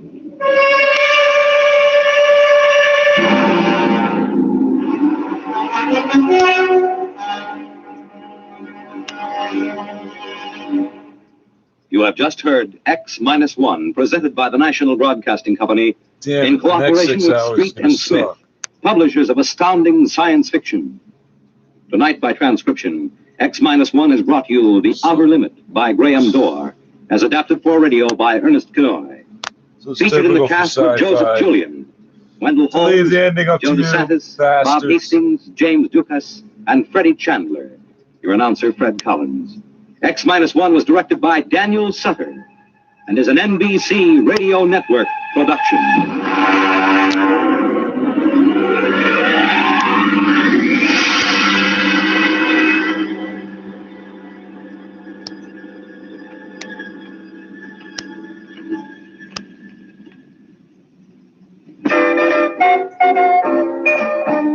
You don't have to stop whatever you're doing to listen to your radio. Though you may have a lot to do whatever you've got to do. NBC will still get through with music and drama, a life panorama. NBC's always got something brewing. Listen and you'll agree that there's always a smile from a twist of the dial to radio. And you're listening to Chin Radio AM 1540, the voice of multicultural Toronto, bringing you the latest updates on COVID-19. Stay informed, stay safe, and stay tuned to Chin Radio AM 1540. Now, as gunshots echo across the wind-swept, snow-covered reaches of the wild Northwest, Quaker Puff Wheat and Quaker Puff Rice, the breakfast cereal shot from guns, present the challenge of the Yukon. It's Yukon King, swiftest and strongest lead dog of the Northwest, blazing the trail for Sergeant Preston of the Northwest Mounted Police in his relentless pursuit of lawbreakers. On King, on, you Huskies! Gold discovered in the Yukon. A stampede to the Klondike in the wild race for riches. Back to the days of the gold rush. With Quaker Puff Wheat and Quaker Puff Rice, bringing you the adventures of Sergeant Preston and his wonder dog Yukon King as they meet the challenge of the Yukon.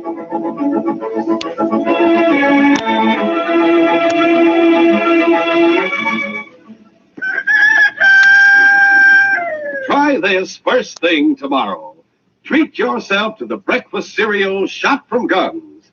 That's the one and only Quaker Puff Wheat or Quaker Puff Rice. Just pour out a bowl full, crisp and fresh right from the big red and blue package. Add milk or cream, top with your favorite fruit, and dive in. See if you ever tasted anything so swell as these giant king-size kernels of premium wheat or rice shot from guns. Yes, tomorrow morning, enjoy this breakfast treat. Quaker Puff Rice or Quaker Puff Wheat.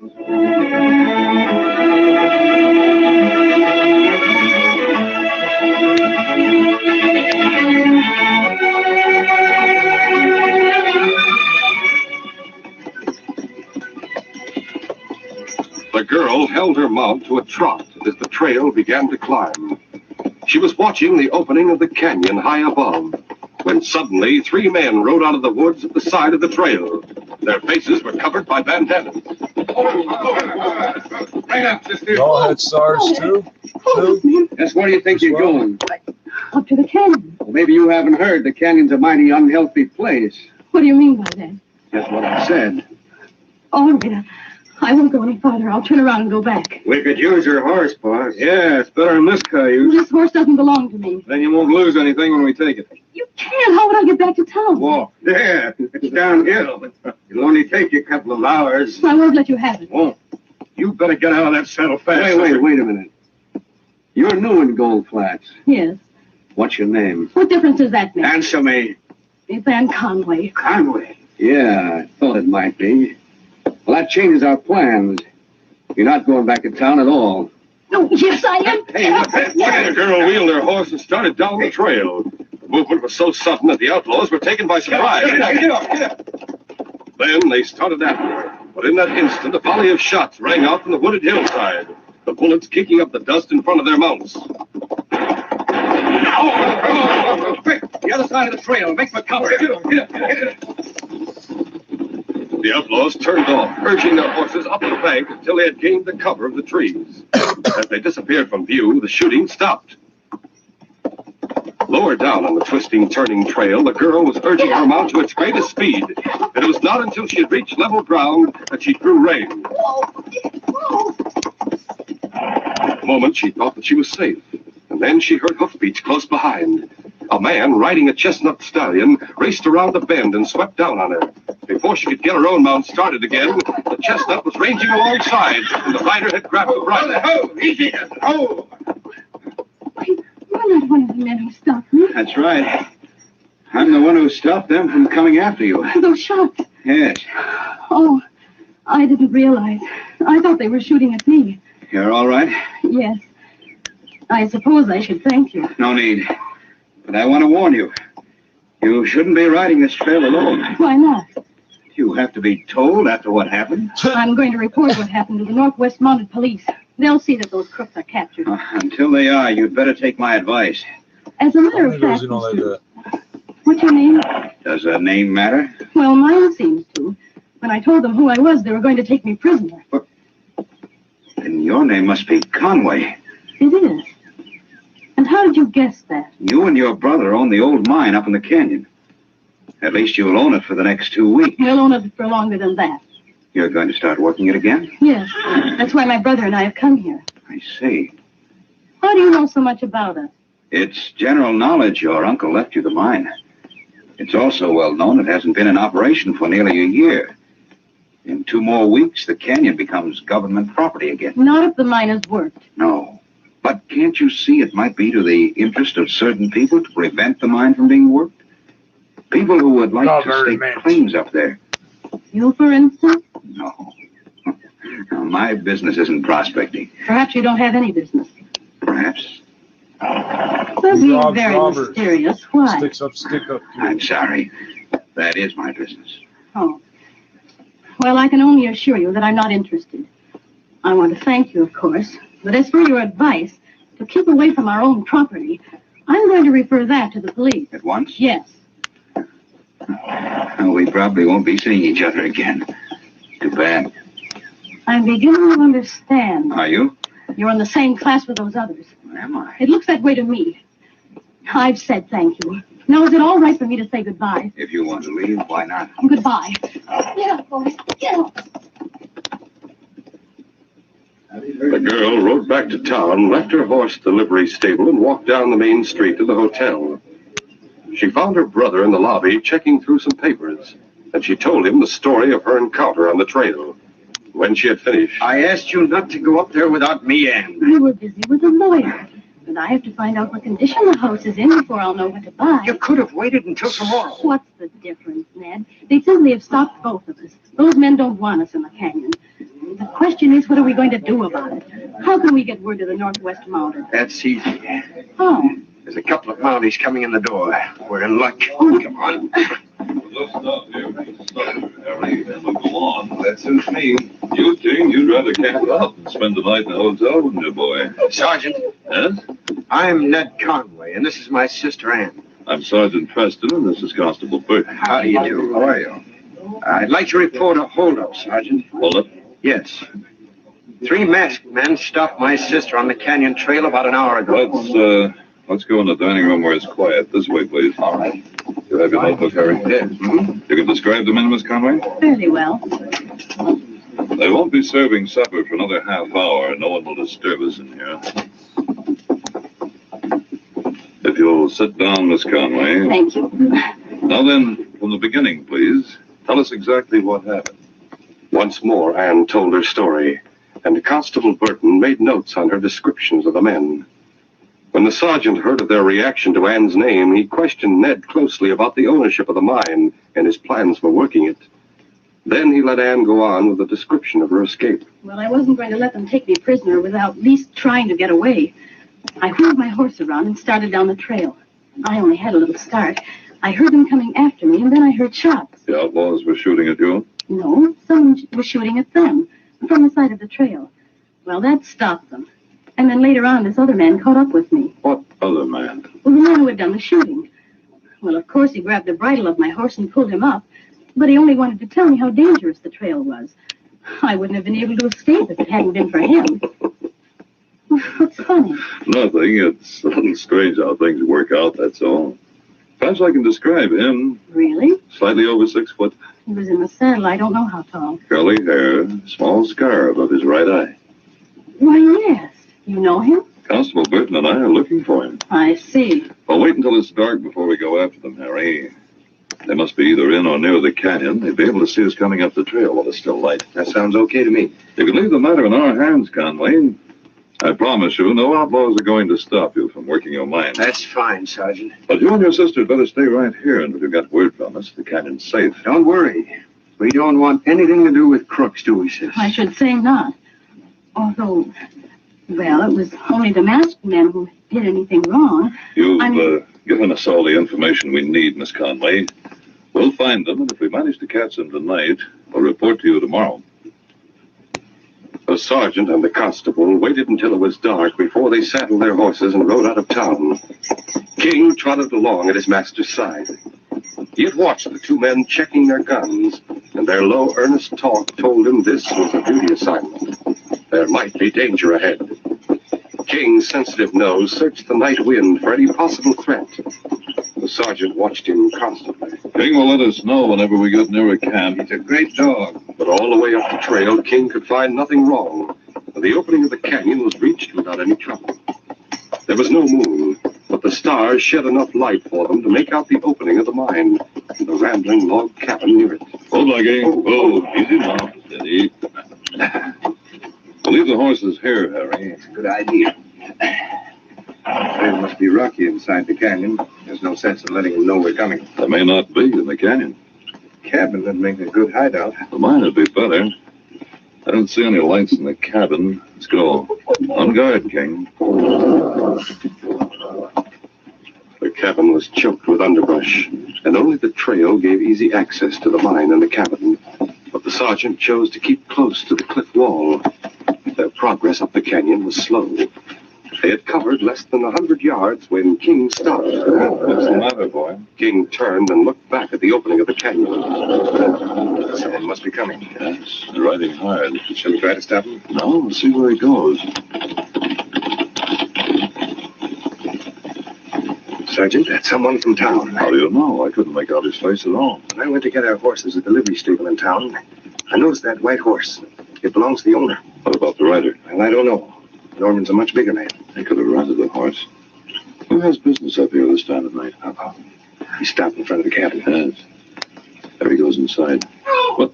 He dropped to the ground. I thought I saw someone else in the door. Come on, ready with your gun. We'll continue our story in just a moment.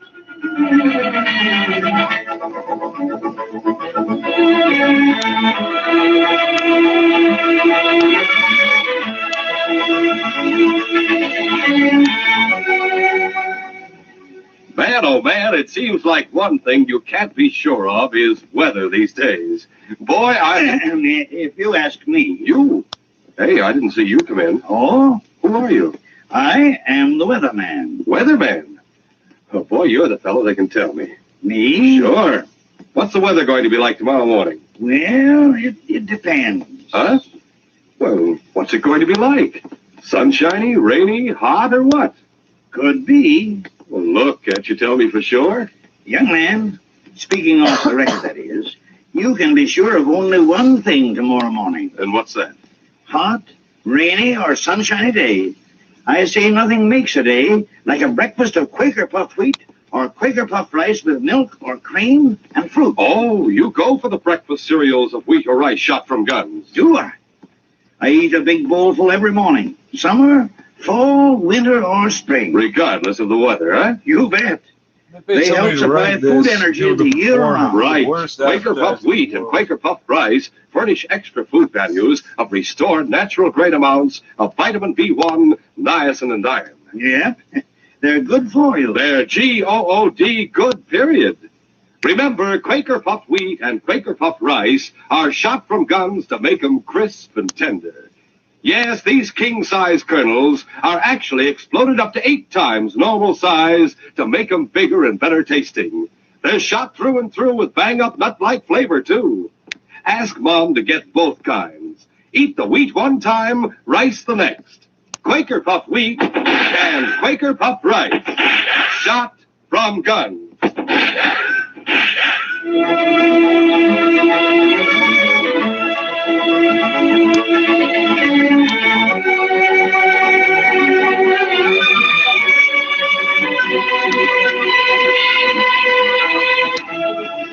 Now to continue our story. As the sergeant and Constable Burton were making their way up the canyon to the Conway mine, a man rode past them. They saw him dismount in front of the cabin, and a moment later he cried out and dropped to the ground.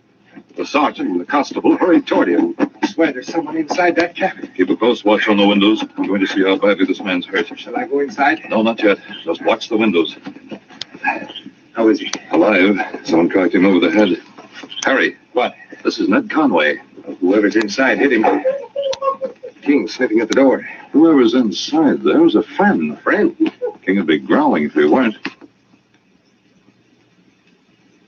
I'll see. Open in the name of the Queen. Sergeant Preston and King. Jim Stewart. Yes, and who's that with you? Don't tell me I knocked out one of your men. Friend of ours, anyway. I'll bring him inside. Hello, Constable. Hello, Jim. We knew you were somewhere around. You got the message I sent by the Indian? Yes, and the sergeant and I started right away. A girl in town who's seen you. The Conway girl. There's a cot by the window, Sergeant. This happens to be the Conway girl's brother. What? Didn't the girl tell him to keep away from here? He did, and so did we. He promised to stay in town. I don't know what brought him up here. We didn't expect to find you so close to the mine either. Well, my camp is near the top of the cliff, in a cave. I can see the whole canyon from there. Something happened about an hour ago, and I decided to investigate. What do you mean? What happened? The boy's all right, isn't he? He'll have a bump on his head, that's all. What happened? It was just after dark. I heard someone ride into the canyon. And then a little later, I heard some yelling. That was unusual. Max and his crew never make any noise. So I came down. Only got here a few minutes ago. The door of the cabin was open, so I came inside, and then almost at once, this guy came riding up. Well, I didn't know who it was. I didn't want any of the gang to catch me. When he started to come inside, I hit him with the butt of my gun. He's coming too. Oh, my head. Hello, Conway. Who's that? I can't see. It'd be dangerous to light a lamp. Sergeant Preston, man. The sergeant. Oh, thank goodness. Why did you break your promise? Why didn't you stay in town? Anne? Yes, it was about 7 o'clock. She hadn't come down for supper, and I went up to her room to warn her she'd be late. The dining room closes at 7. Yes? I found a note here. I can't read it. What's it say? Well, you said you were looking for the man who'd saved her from the bandits. She said that out of gratitude, she felt she had to warn him, to give him a chance to get away. Oh, what do you know about that? I thought she didn't like me. You're the man? Yes. When we said we were looking for you, she thought you were a crook. Isn't he? No, he's a detective from the States. He's after one of the men who's hiding out in this canyon. Max Mattern. He's wanted for murder. I picked up his trail, followed him here, and sent word to the sergeant to come and arrest him. There's a murderer in this canyon? There sure is. And he has 3 cutthroats with him. As a matter of fact, they're working your mine. But Anne, what about Anne? She must have been the one you heard right up here, Jim. I'm afraid so. Where are Max and his men? In the mine. And they've taken the girl prisoner. It looks that way to me. Well, when do we go after her? Yes, you've got to save her. We'll do our best, Ned. What's the best way, Jim? We can't just go in there and shoot it out. She might be hurt. Any ideas? You've been around. You can tell us all about the mine. I can do that, all right. There's one entrance only a few feet from here. Yes, we've seen it. The canyon takes a bend up a little way.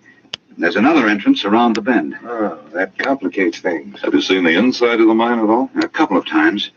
The two main shafts lead back to a natural cave.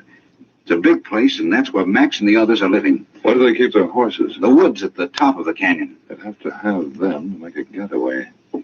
If we seem to leave the upper entrance of the mine clear, tell us more about the tunnels. There's nothing much to tell.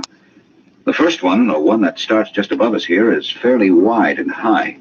It leads straight back to the cave. The entrance to the other one above the bend is pretty well hidden by underbrush. They may think we don't know about it. If they heard us coming along the main tunnel and wanted to escape, they'd use the second one.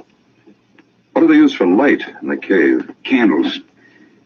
But I doubt if we could get close to the cave without being heard. There's an echo in the main tunnel. Kick a pebble and it sounds like a landslide. And naturally, they'd put out their lights if they heard us coming. We could carry our own light. Give them a target? I don't get it. Now listen, this may not work, but at least it's worth a try, and we won't be shooting blind. We must be able to... A single candle cast great flickering shadows on the walls of the cave inside the mine. Anne Conway sat on the floor near it. Her hands were tied behind her back. Max, Rafe, and Keg were facing her. You're stupid, the whole lot of you. What gives you that idea? You want this mine for yourself, but you've been working it, and that holds the title for me and my brother. We ought to thank you. Who knows we've been working it? I do. Yeah, you do. Stupid of you to find out. You don't suppose we're going to let you tell anybody else, do you? There's only one way to stop me. Yeah, I know that. I say get it over with. Yeah, what's the use of talking? What's the use of wasting time? I'm not. We've got to let her live for a while longer. As bait for a trap. Trap? For who? Figure it out for yourself. She's got a brother. When she don't go back to town, he'll come after her. Well, all right. So he comes and we'll be waiting for him. What do we need the girl for? Listen. Someone's coming now. Probably Jake. I've had him standing guard at the entrance. That's you, Jake? Yeah. Boss, you better get ready for action. Here. Good. Now, wait. I guess it was her brother. Comes riding up to the cabin. He starts to go inside and he yells. Did you hear him? No. Somebody was inside the cabin. Not only that, but a minute or so later, a couple of other guys come running up. Why didn't you let him have it? The boss told me not to. Anyway, I couldn't see good enough. I heard them running, that's all, and then their voices. They're inside the cabin now. So let's get them. Oh, wait. How many? The guy that brought up and 3 others. Maybe only 2, but I think there's 3. Put out the candle. Okay. Now, what do we do? Wait here for them? Yeah, and when the right time comes, the girl's going to bring them straight into the range of our guns. We'll be able to hear them coming through the tunnel. We'll fill that tunnel full of hot lead. What about the other tunnel? They won't know about that. It's all overgrown and never used. That's our ace in the hole. Our getaway if we need one. Now quiet, everybody. Not a word. Jim Stewart led the way through the tunnel with Constable Burton close behind him. They placed one foot in front of the other with infinite care. We're getting close to the cave entrance. Why are you feeling along the wall? There's a big rock that juts out from it. It'll give us all the cover we need. Easy. Find it? Yes. Now stay close to the wall and no bullet from the cave can hit you. All set? Yes. Now, according to the sergeant's plan, let them know we're here. Pretend you're walking. Put your feet down hard. The girl. You can't stop me from wanting them. Stay back. Don't come. Hey, what are they doing to him? We've got to stick to our plan, Harry. If we leave this cover, they can't miss us. Ready with your torch? Yes. Light it. The 2 men were carrying pine torches, the ends wrapped in rags and soaked with coal oil they had found in the cabin. Now they lit them, and as the light cleared up, a volley of shots rang out from the cave. But Jim and the constable were safe behind the cover of the rock. And as soon as there was a lull in the shooting, they threw their torches into the cave. Instantly, their glare brought the outlines of the rocky room into vivid outline, and the outlaws scurried outside the ring of light cast by the torches. Don't shoot low. You might hit the girl. Right. Inside the cavern, Rafe, Keg, and Jake were pressing their faces against the rocky floor, but Max was using different tactics. He was holding Ann in front of him. Go on. Hold your fire. Try to shoot me and you hit the girl. I'm using her as a shield. It's true, Ned. I can't get away from him. You hear that? Boss, they won't shoot. Why don't you keep the girl in front of you and put those torches out? All you have to do is stamp on them. I got a better idea. We're in the shadows. They can't make us out good. All we have to do is work our way around the cave till we come to the other entrance. We're getting out? Keep your voice down. You can't stop me from warning you. Wasn't one crack over the head enough? I don't care. She's off this time. I'll drop her as soon as I get to the tunnel. You didn't answer me. Are we making a break for it? No. We go outside. Come in the other tunnel and get them from the rear. Start moving. Slow. Just a step at a time. It took Max nearly 10 minutes to reach the far end of the cave. Yeah. The glare from the torches did not reach this far. He had to feel along the wall with one free hand for the opening of the tunnel. At last he found it and dropped the girl to the ground. He started to run through the pitch-black tunnel, but he'd only taken a few steps. Something hit him. It was King, who had been crouched beside the sergeant and Ned Conway, and leaped at his master's command. Max went down, and in the next second, the sergeant had wrenched the gun out of his hand. Hold him there, King. The sergeant jumped over Max and ran to the cave entrance. He picked up Anne and returned to Ned's side. There's your sister, Ned. Got her outside. All right. I've got her. Let him up, King. That dog. Up on your feet. Oh, my arm. Don't. You're breaking it. Now it's your turn to act as a shield, Max. We'll see how you like it. Go on, march. The sergeant forced Max to walk ahead of him to the point where the tunnel opened into the cave. No. Let me go. This is murder. There are 3 of them. They all have guns. When they hear us, they'll shoot. Then tell them to drop their guns and surrender. No! Rafe, Keg, Jake, don't shoot. The Mounties got me. He's holding in front of him. Don't shoot him or hit me. I'm calling on you to surrender. You're under arrest in the name of the Queen. Come and get us. It was pitch black at this end of the cave, and impossible to see the outlaws in the darkness. The sergeant heard whispers, and then nothing. It was King's low growl that told him they were moving toward the tunnel entrance. The sergeant snapped a pair of handcuffs around Max's ankles and thrust him behind him and down to the ground. Now, if you want to live, be quiet. Tensely, the sergeant waited, his gun ready. And then suddenly the outlaws, thinking Max was still being held in front of the sergeant, rushed the entrance using their guns as clubs. The sergeant leaped aside and caught Rafe on the side of the head with his own gun. King jumped at Jake and knocked him down. The sergeant lashed down with a left to King's jaw. As the outlaw staggered back, he tried to level the muzzle of his gun at the sergeant. He had no chance. The sergeant grabbed the wrist of his gun hand and twisted it. The gun dropped to the floor. All right, you got me. Let go. Get this dog off of me. I'll take your gun first. All right, boy, watch them. Harry, Jim, bring torches. Oh, my head. Don't move, any of you. A moment later, the sergeant saw Jim Stewart and Constable Burton moving toward him, carrying torches high above their heads. You got us into a fine mess, Max. Keep your mouth shut. Let them take us to jail. They've got nothing against us. That's right. You can't prove anything, Mally. Only attempted murder as far as you 3 are concerned. And Max won't even stand trial. What do you think of that? Why not? He's as guilty as we are. It was his idea from the beginning to move in here. He won't stand trial in the Yukon. I won't. No, Max. I got something better waiting for you. Jim Stewart. It's Lieutenant Stewart now. You're coming back to San Francisco with me. And when you get there, you'll hang for murder. Easy, King. We have all the evidence we need to send these 3 to prison, and Max will pay for his crime in the States. As far as we're concerned, boy, the case is closed.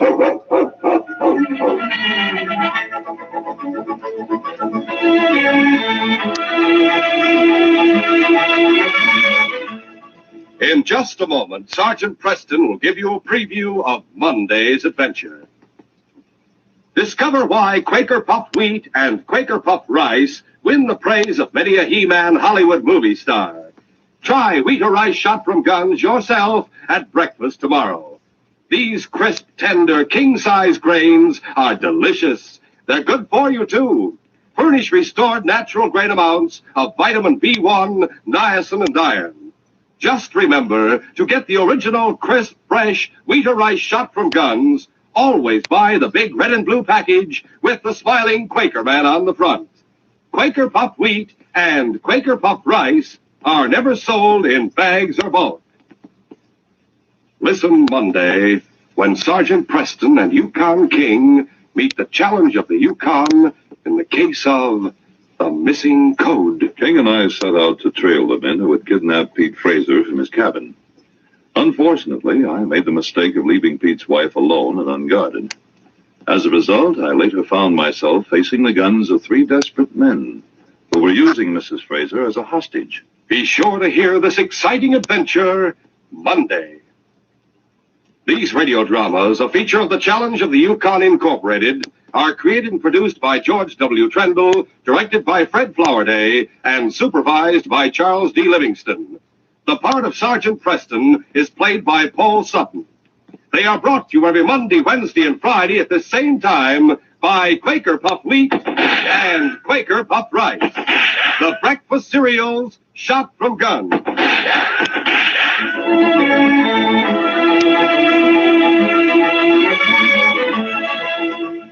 Here's good news for dog owners. You can now get the famous Kennel Bar dog feeding bowl, and it compares with bowls up to $3.50 value for just $1 and 4 kennel ration labels. This heavy-gauge plastic feeding bowl is 15 inches long, serves water and food separately. It won't slip or tip over, and it's easy to clean. It's the new improved method for feeding dogs. Get your valuable Kennel Bar dog feeding bowl today. Send $1 with 4 kennel ration labels to Kennel Ration, Chicago 77.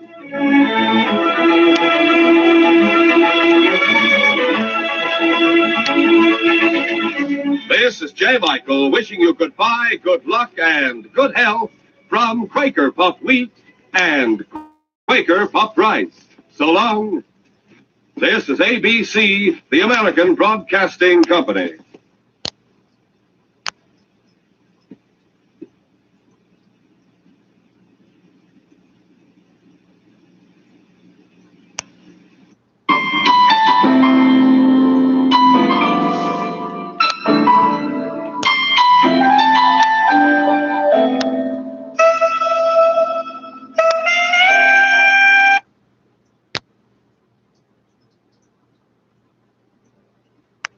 For free. That's right, free at ZipRecruiter.ca/Canada. That's ZipRecruiter.ca/. How do you spell it? Oh, why am I trying to find something? From the one that is normally targeted. Okay, yeah, you'd be vaccinating kids, for example, and here maybe it's largely older people. Just in the 20, 30 seconds that are left, big picture, what's the objective? This is just 3%. When is it feasible to cover a large part of the population? End of next year, maybe? Thank you very much. So in the course of this year, Gavi the COVAX facility is looking at reaching about 20% of the population with 2 billion vaccines that we have secured. But we are continuing to work with manufacturers to think beyond 2021. Okay. Tabani Maposa from Gavi, thank you very much indeed for speaking to Newsday.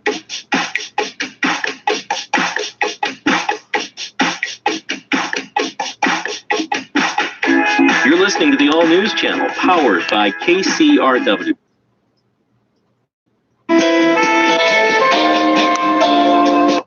Restaurants.ca. COVID-19 has come at a cost for many small businesses, but financial support is available from the Government of Ontario. From grants of up to $20,000 for eligible small businesses, to support for purchasing PPE, to rebates for property tax and energy costs. We are working to ensure our small businesses can keep employing people and serving our communities now and when COVID-19 is behind us. Visit ontario.ca/COVID support to apply. Paid for by the Government of Ontario. Hansel and Gretel. A duo of siblings sojourned into a woodland. I shall periodically release fragments of bread to peruse a passage to our domicile, offered the gamin. Disoriented, the offspring encountered a dwelling constructed of confections. I proffer employment with nefarious conclusions, asseverated a geriatric practitioner of the dark arts, not revealing her intentions to roast and consume them. Sick, no story is...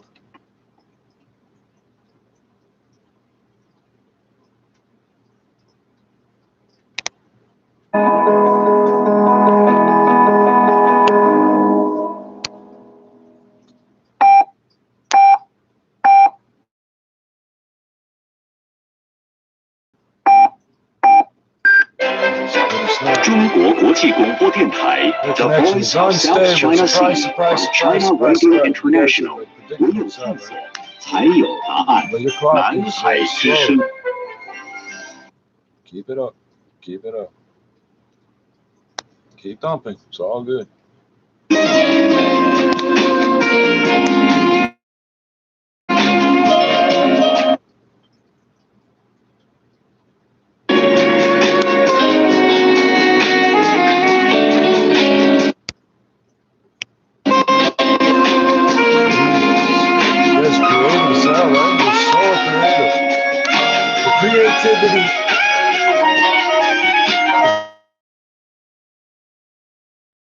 creativity. Come on, keep it up, keep it up, keep it up, keep it up, keep it up, keep it up, keep it up. The creativity of the child predator is so enlightened. The idiot doing The technology developed by the Lunenfeld Tenenbaum Research Institute at Sinai Health System was not originally intended for COVID-19, but senior investigator Jeff Rana quickly realized it could be pivoted to detect variants with speed and accuracy. So it's kind of like if you're reading Lord of the Rings and you want to find out what did Frodo do with the ring. You just focus on the one chapter where Frodo throws the ring into the fire. The bottom line, researchers can quickly zero in on the genetic code to see if a variant of concern is present. More samples can be tested, more variants can be found, and those results can get back to public health officials faster than traditional sequencing currently being used. Cases of the UK and South African variants have been found in several provinces already, apart from Alberta, including Ontario, BC, and Quebec. A report looking at how COVID-19 spread in a Winnipeg care home has found a significant loss of staff over a short period of time contributed to the rapid spread of the deadly outbreak. The outbreak, declared October 20th at Maple's personal care home, resulted in the death of 56 residents. Lynn Stevenson was brought in to do an independent review. During the outbreak, having looked at the staffing patterns, there were areas of significant shortages, shifts where there was very, very short staff. Stevenson included 17 recommendations, such as better pandemic plans and clear communication about staffing needs. Health Minister Heather Steffen. Winnipeg.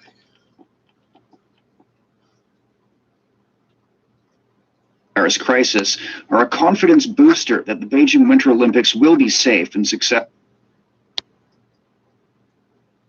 during the first full fiscal year of his administration. Travelers returning to Britain from more than 30 red list countries will have to quarantine for 10 days in government-approved accommodation, like a stunt. And with indoor gatherings banned across much of the country to slow the spread of COVID-19, Canadians are spiking their annual Super Bowl parties this Sunday. Global's Rick Samprin. Mahomes looking to clip, takes you in. Osgood is certainly hard to get along with. Oh, Connie, did you say you wanted tea or coffee this morning? I said I wanted milk, Mrs. Davis. Oh, of course you did. I'm getting so absent-minded lately. Almost as bad as my sister Angela. How is Angela, Mrs. Davis? Angela? Your sister. Oh. She's terribly absent-minded, poor dear. Why, the other morning, do you know what she did? No, what? She found herself with 1 foot in the bathtub and 1 foot out of the bathtub. Well, there's nothing absent-minded about that. It happens to most of us, sooner or later. But Angela couldn't remember whether she was just getting into the tub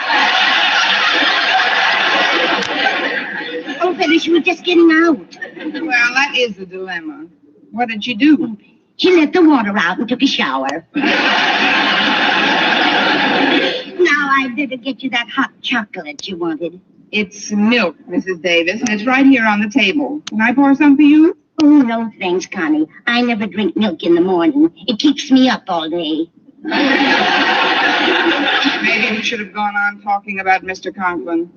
Say, that reminds me, Connie. How's Mr. Conklin been treating you lately? You should have seen him yesterday when I stopped in at his office to get my check. Was he very disagreeable, Connie? Not at first. That's what's so confusing. When I sat down to sign for the check, he was extremely civil to me, almost courteous. And then in a few seconds, boom, his whole attitude changed. But why? That's what I'd like to know. You think I spilled that bottle of ink on his coat purposely? Oh, Connie, not a bottle of ink. I couldn't help it, Mrs. Davis, and I tried my best to get out the spot. With what? With spot remover, of course. Or at least I thought it was spot remover. It isn't my fault that Mr. Conklin keeps ammonia in his desk, is it? Ammonia? But, Connie, ammonia will just burn right through the cloth. Please, Mrs. Davis, you sound just like Mr. Conklin. But I won't be running into him for the next few days, thank goodness. I'm going away for the July 4th weekend. But, Connie, can you afford to go away? On my salary, I can't afford to stay home. But I've made up my mind to do it if I have to go without lunch for a week. And guess where I'm going, Mrs. Davis? Where? To Eagle Spring. And guess what bashful scientist is going to get the surprise of his life because he's going there too and doesn't know I'm coming? It's not Mr. Boynton. It ain't Al Einstein. Now, if you'll excuse me, Mrs. Davis, I'll get ready for school. Walter Denton should be picking me up pretty soon. Oh, I'm sorry, Connie, but there's something I forgot to tell you. Walter called while you were in the shower and said he can't pick you up this morning. Oh, great. My car won't budge. What's the matter with it, Connie? I don't know exactly. Last time I went out to the garage to look at it, it was lying on its side, panting. Walter said he hoped you'd understand, but he had to drive Mr. Conklin to the doctor's this morning. The doctor? Why, that's a shame. I wonder what's wrong with poor Mr. Conklin.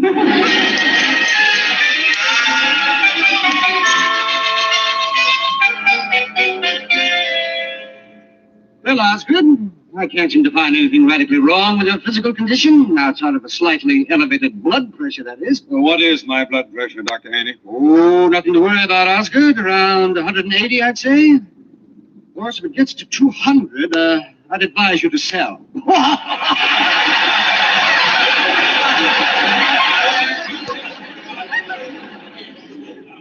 If there's one thing I've always wanted, it's a comical physician. Now,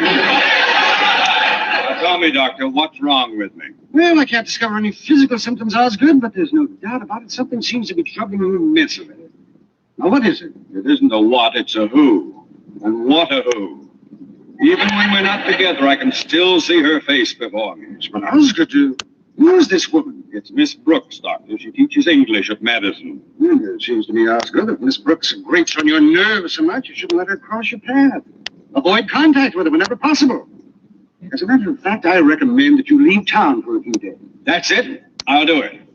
I'll go away for the 4th of July weekend. But where? Oh, it doesn't matter where. Do your world of good to get away for a few days. Say, now, maybe I can help you. Why, sure. I know the squaw in charge of reservations on the Chief.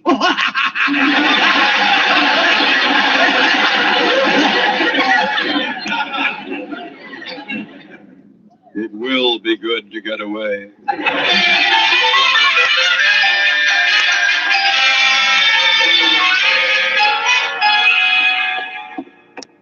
Oh, hello, Miss Brooks. You're just the person I wanted to see. Good morning, Harriet. What can I do for you? It's Daddy, Miss Brooks. I'm real worried about him. Last night he cried out in his sleep several times. Mother had to keep waking him up, and once in his sleep he screamed out your name. My name? Yes. That's when Mother had to tie him to the bed.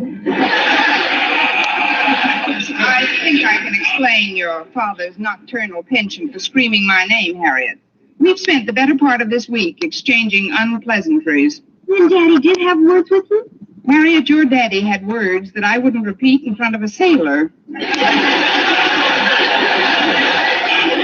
He was extremely nervous this morning when Walter Denton drove him to the doctor's. Well, I hope his doctor has a good doctor. Now, if you'll excuse me, Harriet, I'll run along to class. Just a minute, Miss Brooks. Here's Daddy now. Oh, good morning, Harriet. Well, the doctor says there's nothing wrong with me physically at all. I knew it. You look better already. Thank you, my dear. Good morning, Mr. Conklin. He just took a turn for the worse. Good morning, Miss Brooks. So far. I better get into my office now. I'll see you later, Harriet. All right, Daddy. But what's the umbrella for? It looked like rain when I left for the doctor's. Oh, by the way, it's a rather sturdy umbrella, Miss Brooks. Care to whack me over the head with it to start off the day? Oh, of course not, Mr. Conklin. You're sure now? I'll take a rain check. I'm positive.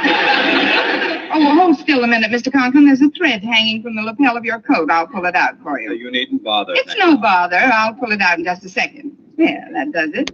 No, there seems to be more. Hold still, please. I'm waiting, Miss Brooks.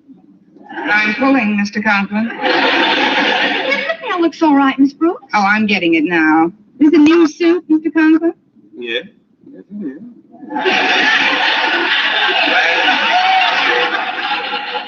No doubt you remember my old suit, Miss Brooks. One with the ink spots. Ink spot? How in the world did you get... Oh, that one. Yes, that one. I thought you'd like to know that I cleaned Walter Denton's windshield with it this morning. Well, it certainly needed it. I mean, I'm sorry about your suit, Mr. Conklin, but hey, this is funny. There doesn't seem to be any end to this thread. So I see. Miss Brooks, would you be good enough to give me the ball of thread you're holding in your hand? I'll have another lapel sewn on. Oh, forgive me, Mr. Conklin. I didn't realize. My brand new suit. 2 pairs of pants and 1 lapel. Let me in that office immediately. I'll step aside, Harry. But, Daddy! Daddy seems quite annoyed at you this morning, doesn't he, Miss Brooks? I think so. In fact, there's an old Eskimo saying that describes his feelings toward me perfectly. It goes, Ulikamu Konakrio Extro. What does that mean? Baby, it's cold outside.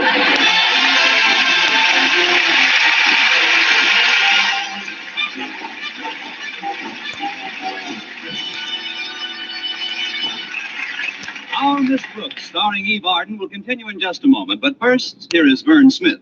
Here's wonderful news, ladies. Wonderful, wonderful news. Now there's something thrillingly new in Palmolive Soap's famous beauty lather. Yes, something thrillingly new. Palmolive's famous beauty lather now brings you new fragrance, new charm, new allure. Millions of women will prefer Beauty Lather Palmolive over all other leading toilet soaps the minute they try it. For Palmolive Soap's famous Beauty Lather now has a new, clean, strong, fresh fragrance. For new allure, new charm. So ladies, forget all other beauty care and use Palmolive soap the way doctors advised for a lovelier complexion. Just stop improper cleansing and instead wash your face with Palmolive soap 3 times a day, massaging Palmolive's wonderful beauty lather onto your skin for 60 seconds each time to get its full beautifying effect. Then rinse. That's all. All types of skin, young, older, oily, respond to it quickly. Don't wait another day to try Palmolive's beauty lather. You'll be thrilled by its new fragrance, new charm, new allure. Thrilled again by the fresher, brighter complexion doctors prove may soon be yours. For new loveliness all over, use big bath-sized Palmolive in tub or shower.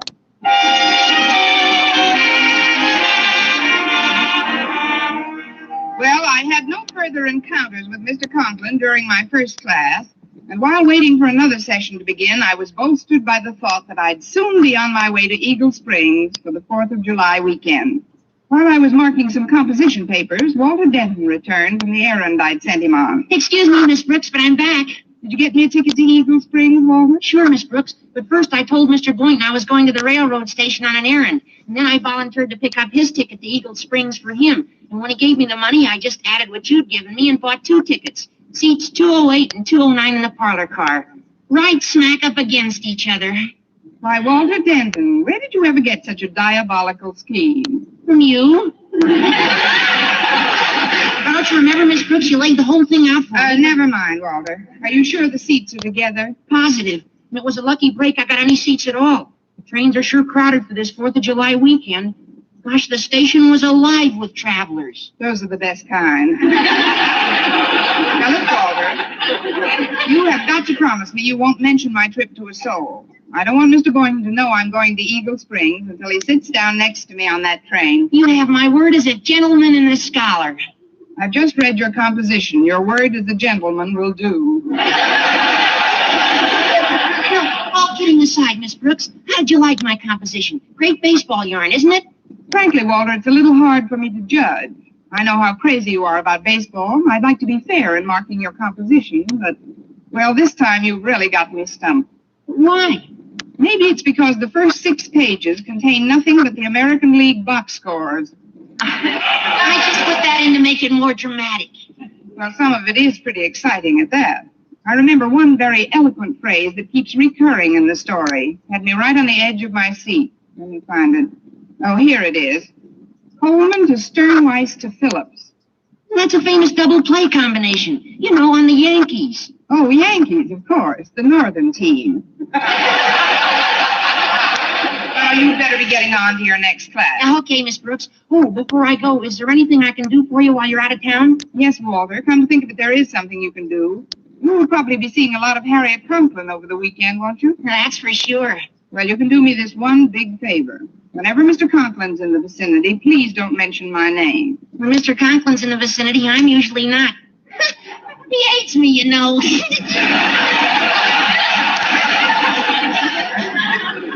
You're not the only one. But just don't talk about me when he's around. I'm hoping he'll cool down a bit while I'm away. Oh, there's that pesky fly again. He's been in here all morning. I'll be darned if I'd hang around summer school all day if I was a fly. Maybe he needs the credits. Hand me that fly swatter, Walter. Thanks. Oh, he lit over here on the door, Miss Brooks. I'll open it and let him fly out. No, don't, Walter. He looks like a germ carrier. I think I've got a good bead on the little pest. Here goes.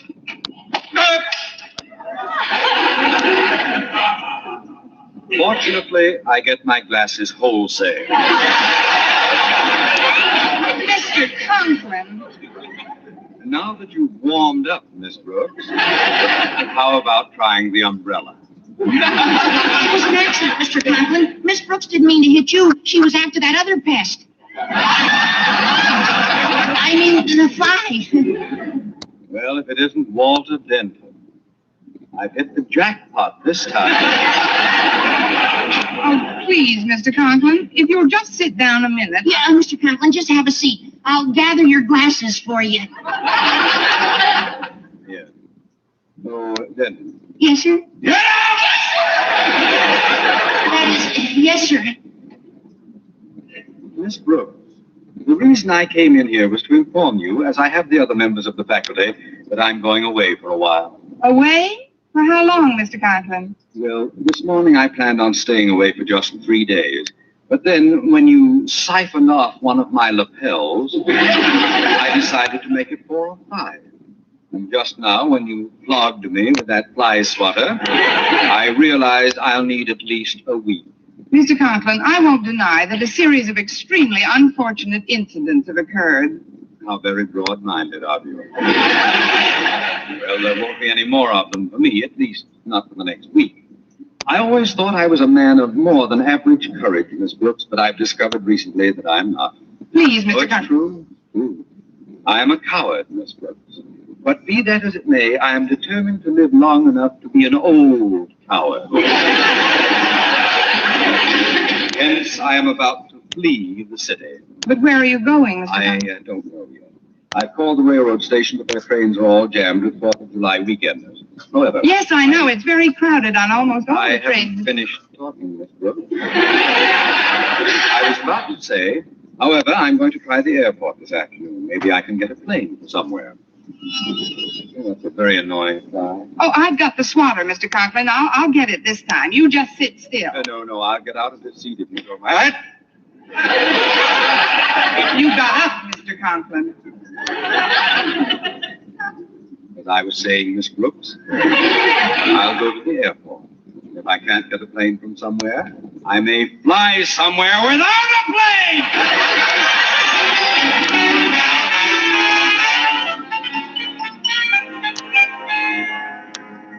And so, class, it only requires a little concentration to avoid embarrassing mistakes in conversation. We'll take up next the works of Lord Byron.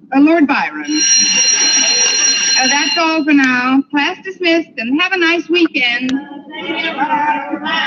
Oh, excuse me, Miss Brooks. Can I see you for a minute? Why, Mr. Boynton, you may see me for longer than that. Come in, won't you? I just wanted to say goodbye, Miss Brooks. Oh, going somewhere? Yes. Walter Denton just got me a ticket on the 4:15 to Eagle Springs. I'm going to spend the 4th of July weekend up there. How nice for you, Mr. Boynton. It should do you a world of good. Yes, I really need the rest. I've been working pretty hard lately. Still, I want you to know I'll miss our regular Friday afternoon date, Miss Brooks. I don't see why. That was a pretty tiresome crowd we were running around with. Miss Brooks, we went to the zoo on Fridays. That's what I mean. Every week, the same old hairy faces. It does a man good to get away from town every so often. Gives him a chance to think things out. Commune with nature, as it were. You know, I like to get next to Mother Nature once in a while. Now, isn't that funny? I feel the same way about Father Nature. That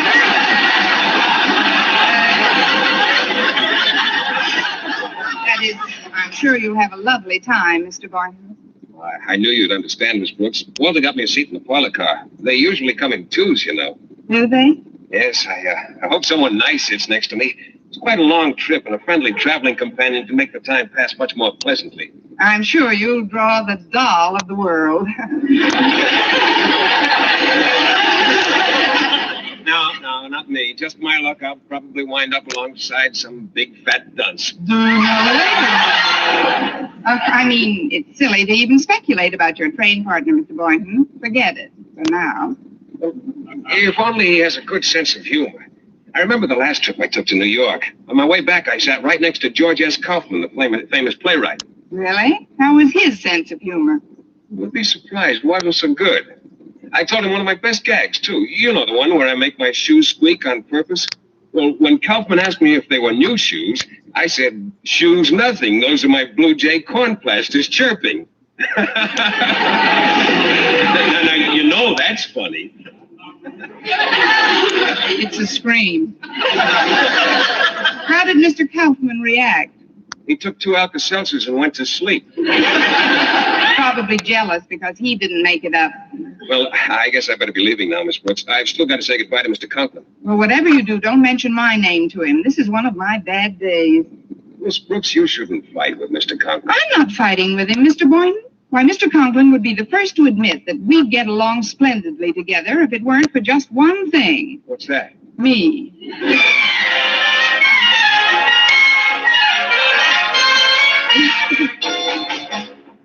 Come in.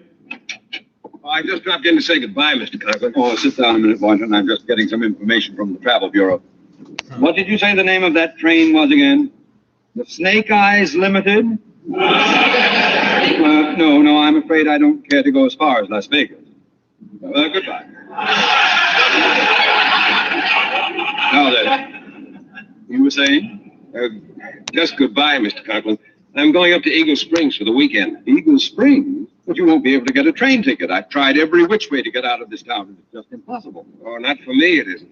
I've got my ticket right here. Seat 209 in the parlor car on the 415. Let's see that ticket, Boynton.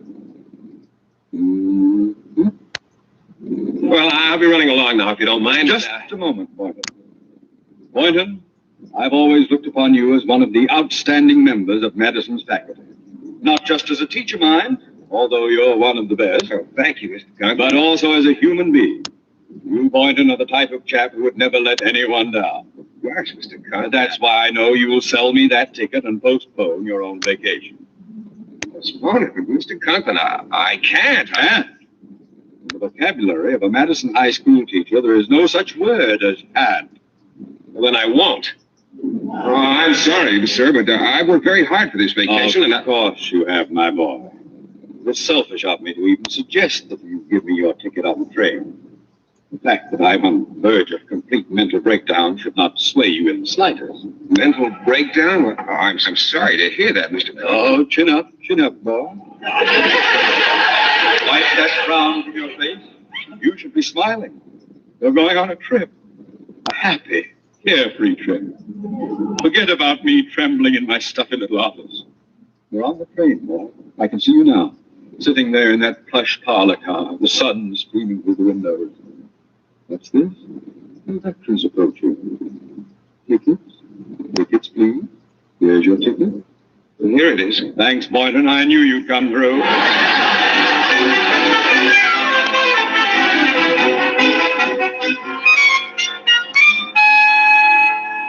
Here you are, miss. Seat 208. Thank you. Now, this bag belongs to the gentleman in the next seat. He went back to the smoking car just before we pulled out. Oh, that's perfect. Now I can really surprise him. Oh, do you know him? Not as well as I'm going to. That is, we've never been on a vacation together before. Oh, that's the fellow coming down the aisle. Oh, yes. He's got adhesive tape on his glasses. What? Are you sure that's the man who has seat 209? I'm positive. I parked him here myself. Oh. Well, if you'll excuse me, I'm going to face the window before he sits down. What for? If he sees me before he sits down, he'll fall down. Oh, I get it. It's a rib. Here we are, 209. Hi-ho, to Eagle Springs we go. Well, I have a traveling companion. I don't blame you for gazing out the window. Lovely scenery, isn't it?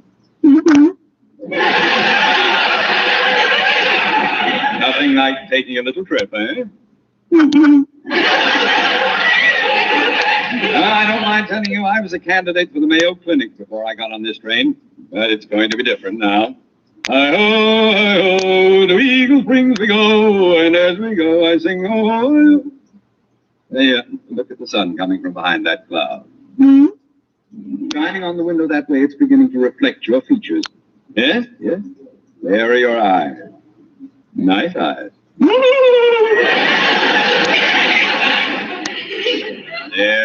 There's your nose. Pretty nose. There's your mouth, your chin. All together, they add up.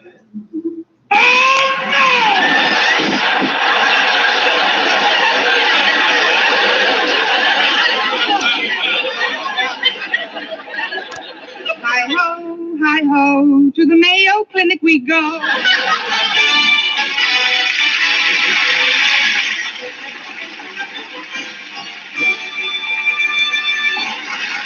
Ebarden as our Miss Brooks returns in just a moment, but first, dream girl, beautiful luster cream girl. Tonight, yes, tonight, show him how much lovelier your hair can look after a Luster Cream shampoo.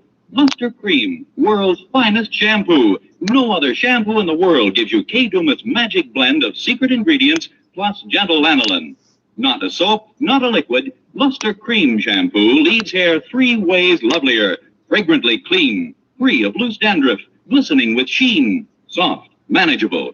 Even in hardest water, Luster Cream lathers instantly. No special rinse needed after a Luster Cream shampoo. So gentle, Luster Cream is wonderful even for children's hair. Tonight, yes, tonight, try Luster Cream shampoo.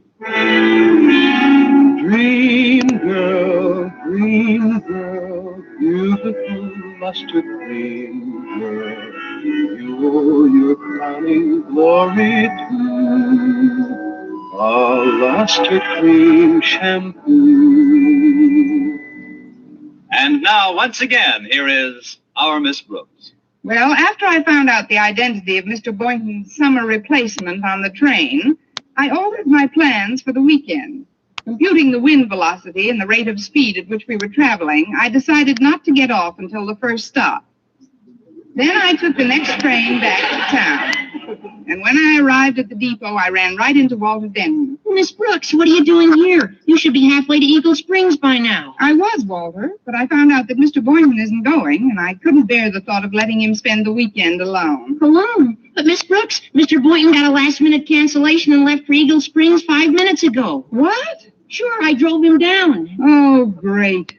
Well, there's only one way I can celebrate the holiday now. I'll make an anonymous call to Mr. Conklin on Monday. An anonymous call? Yes, Walter. That's the 4th of July, and I'm really going to shoot off my mouth. Next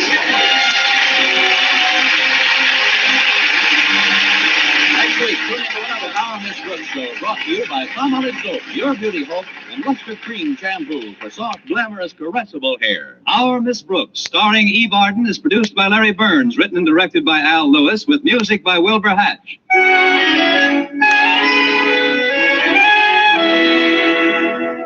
Here's a money-saving offer, men. A giant tube and a large tube of Palmolive brushless shaving cream for 49 cents. Yes, a 70-cent value for only 49 cents. This offer is made solely to prove you, too, can get smoother, more comfortable shaves the Palmolive brushless way. Just follow directions on the tube and treat your face to wonderful shaves. Yes, for extra shaving comfort at extra low cost, don't miss this Palmolive brushless bargain. At drug and toilet goods counters, get both giant and large-size Palmolive brushless. A 70-cent value for only 49 cents. Last year, forest fires laid waste 30 million acres of America's timberland. This year, only you can keep it from happening again. So when you or your family are camping, motoring in, or even near a forest area, remember these 4 rules. 1, crush out, completely out, all cigarette, cigar, and pipe ashes. 2, break matches in 2 after using. 3, drown all campfires, then stir and drown again. 4, before going near timber, ask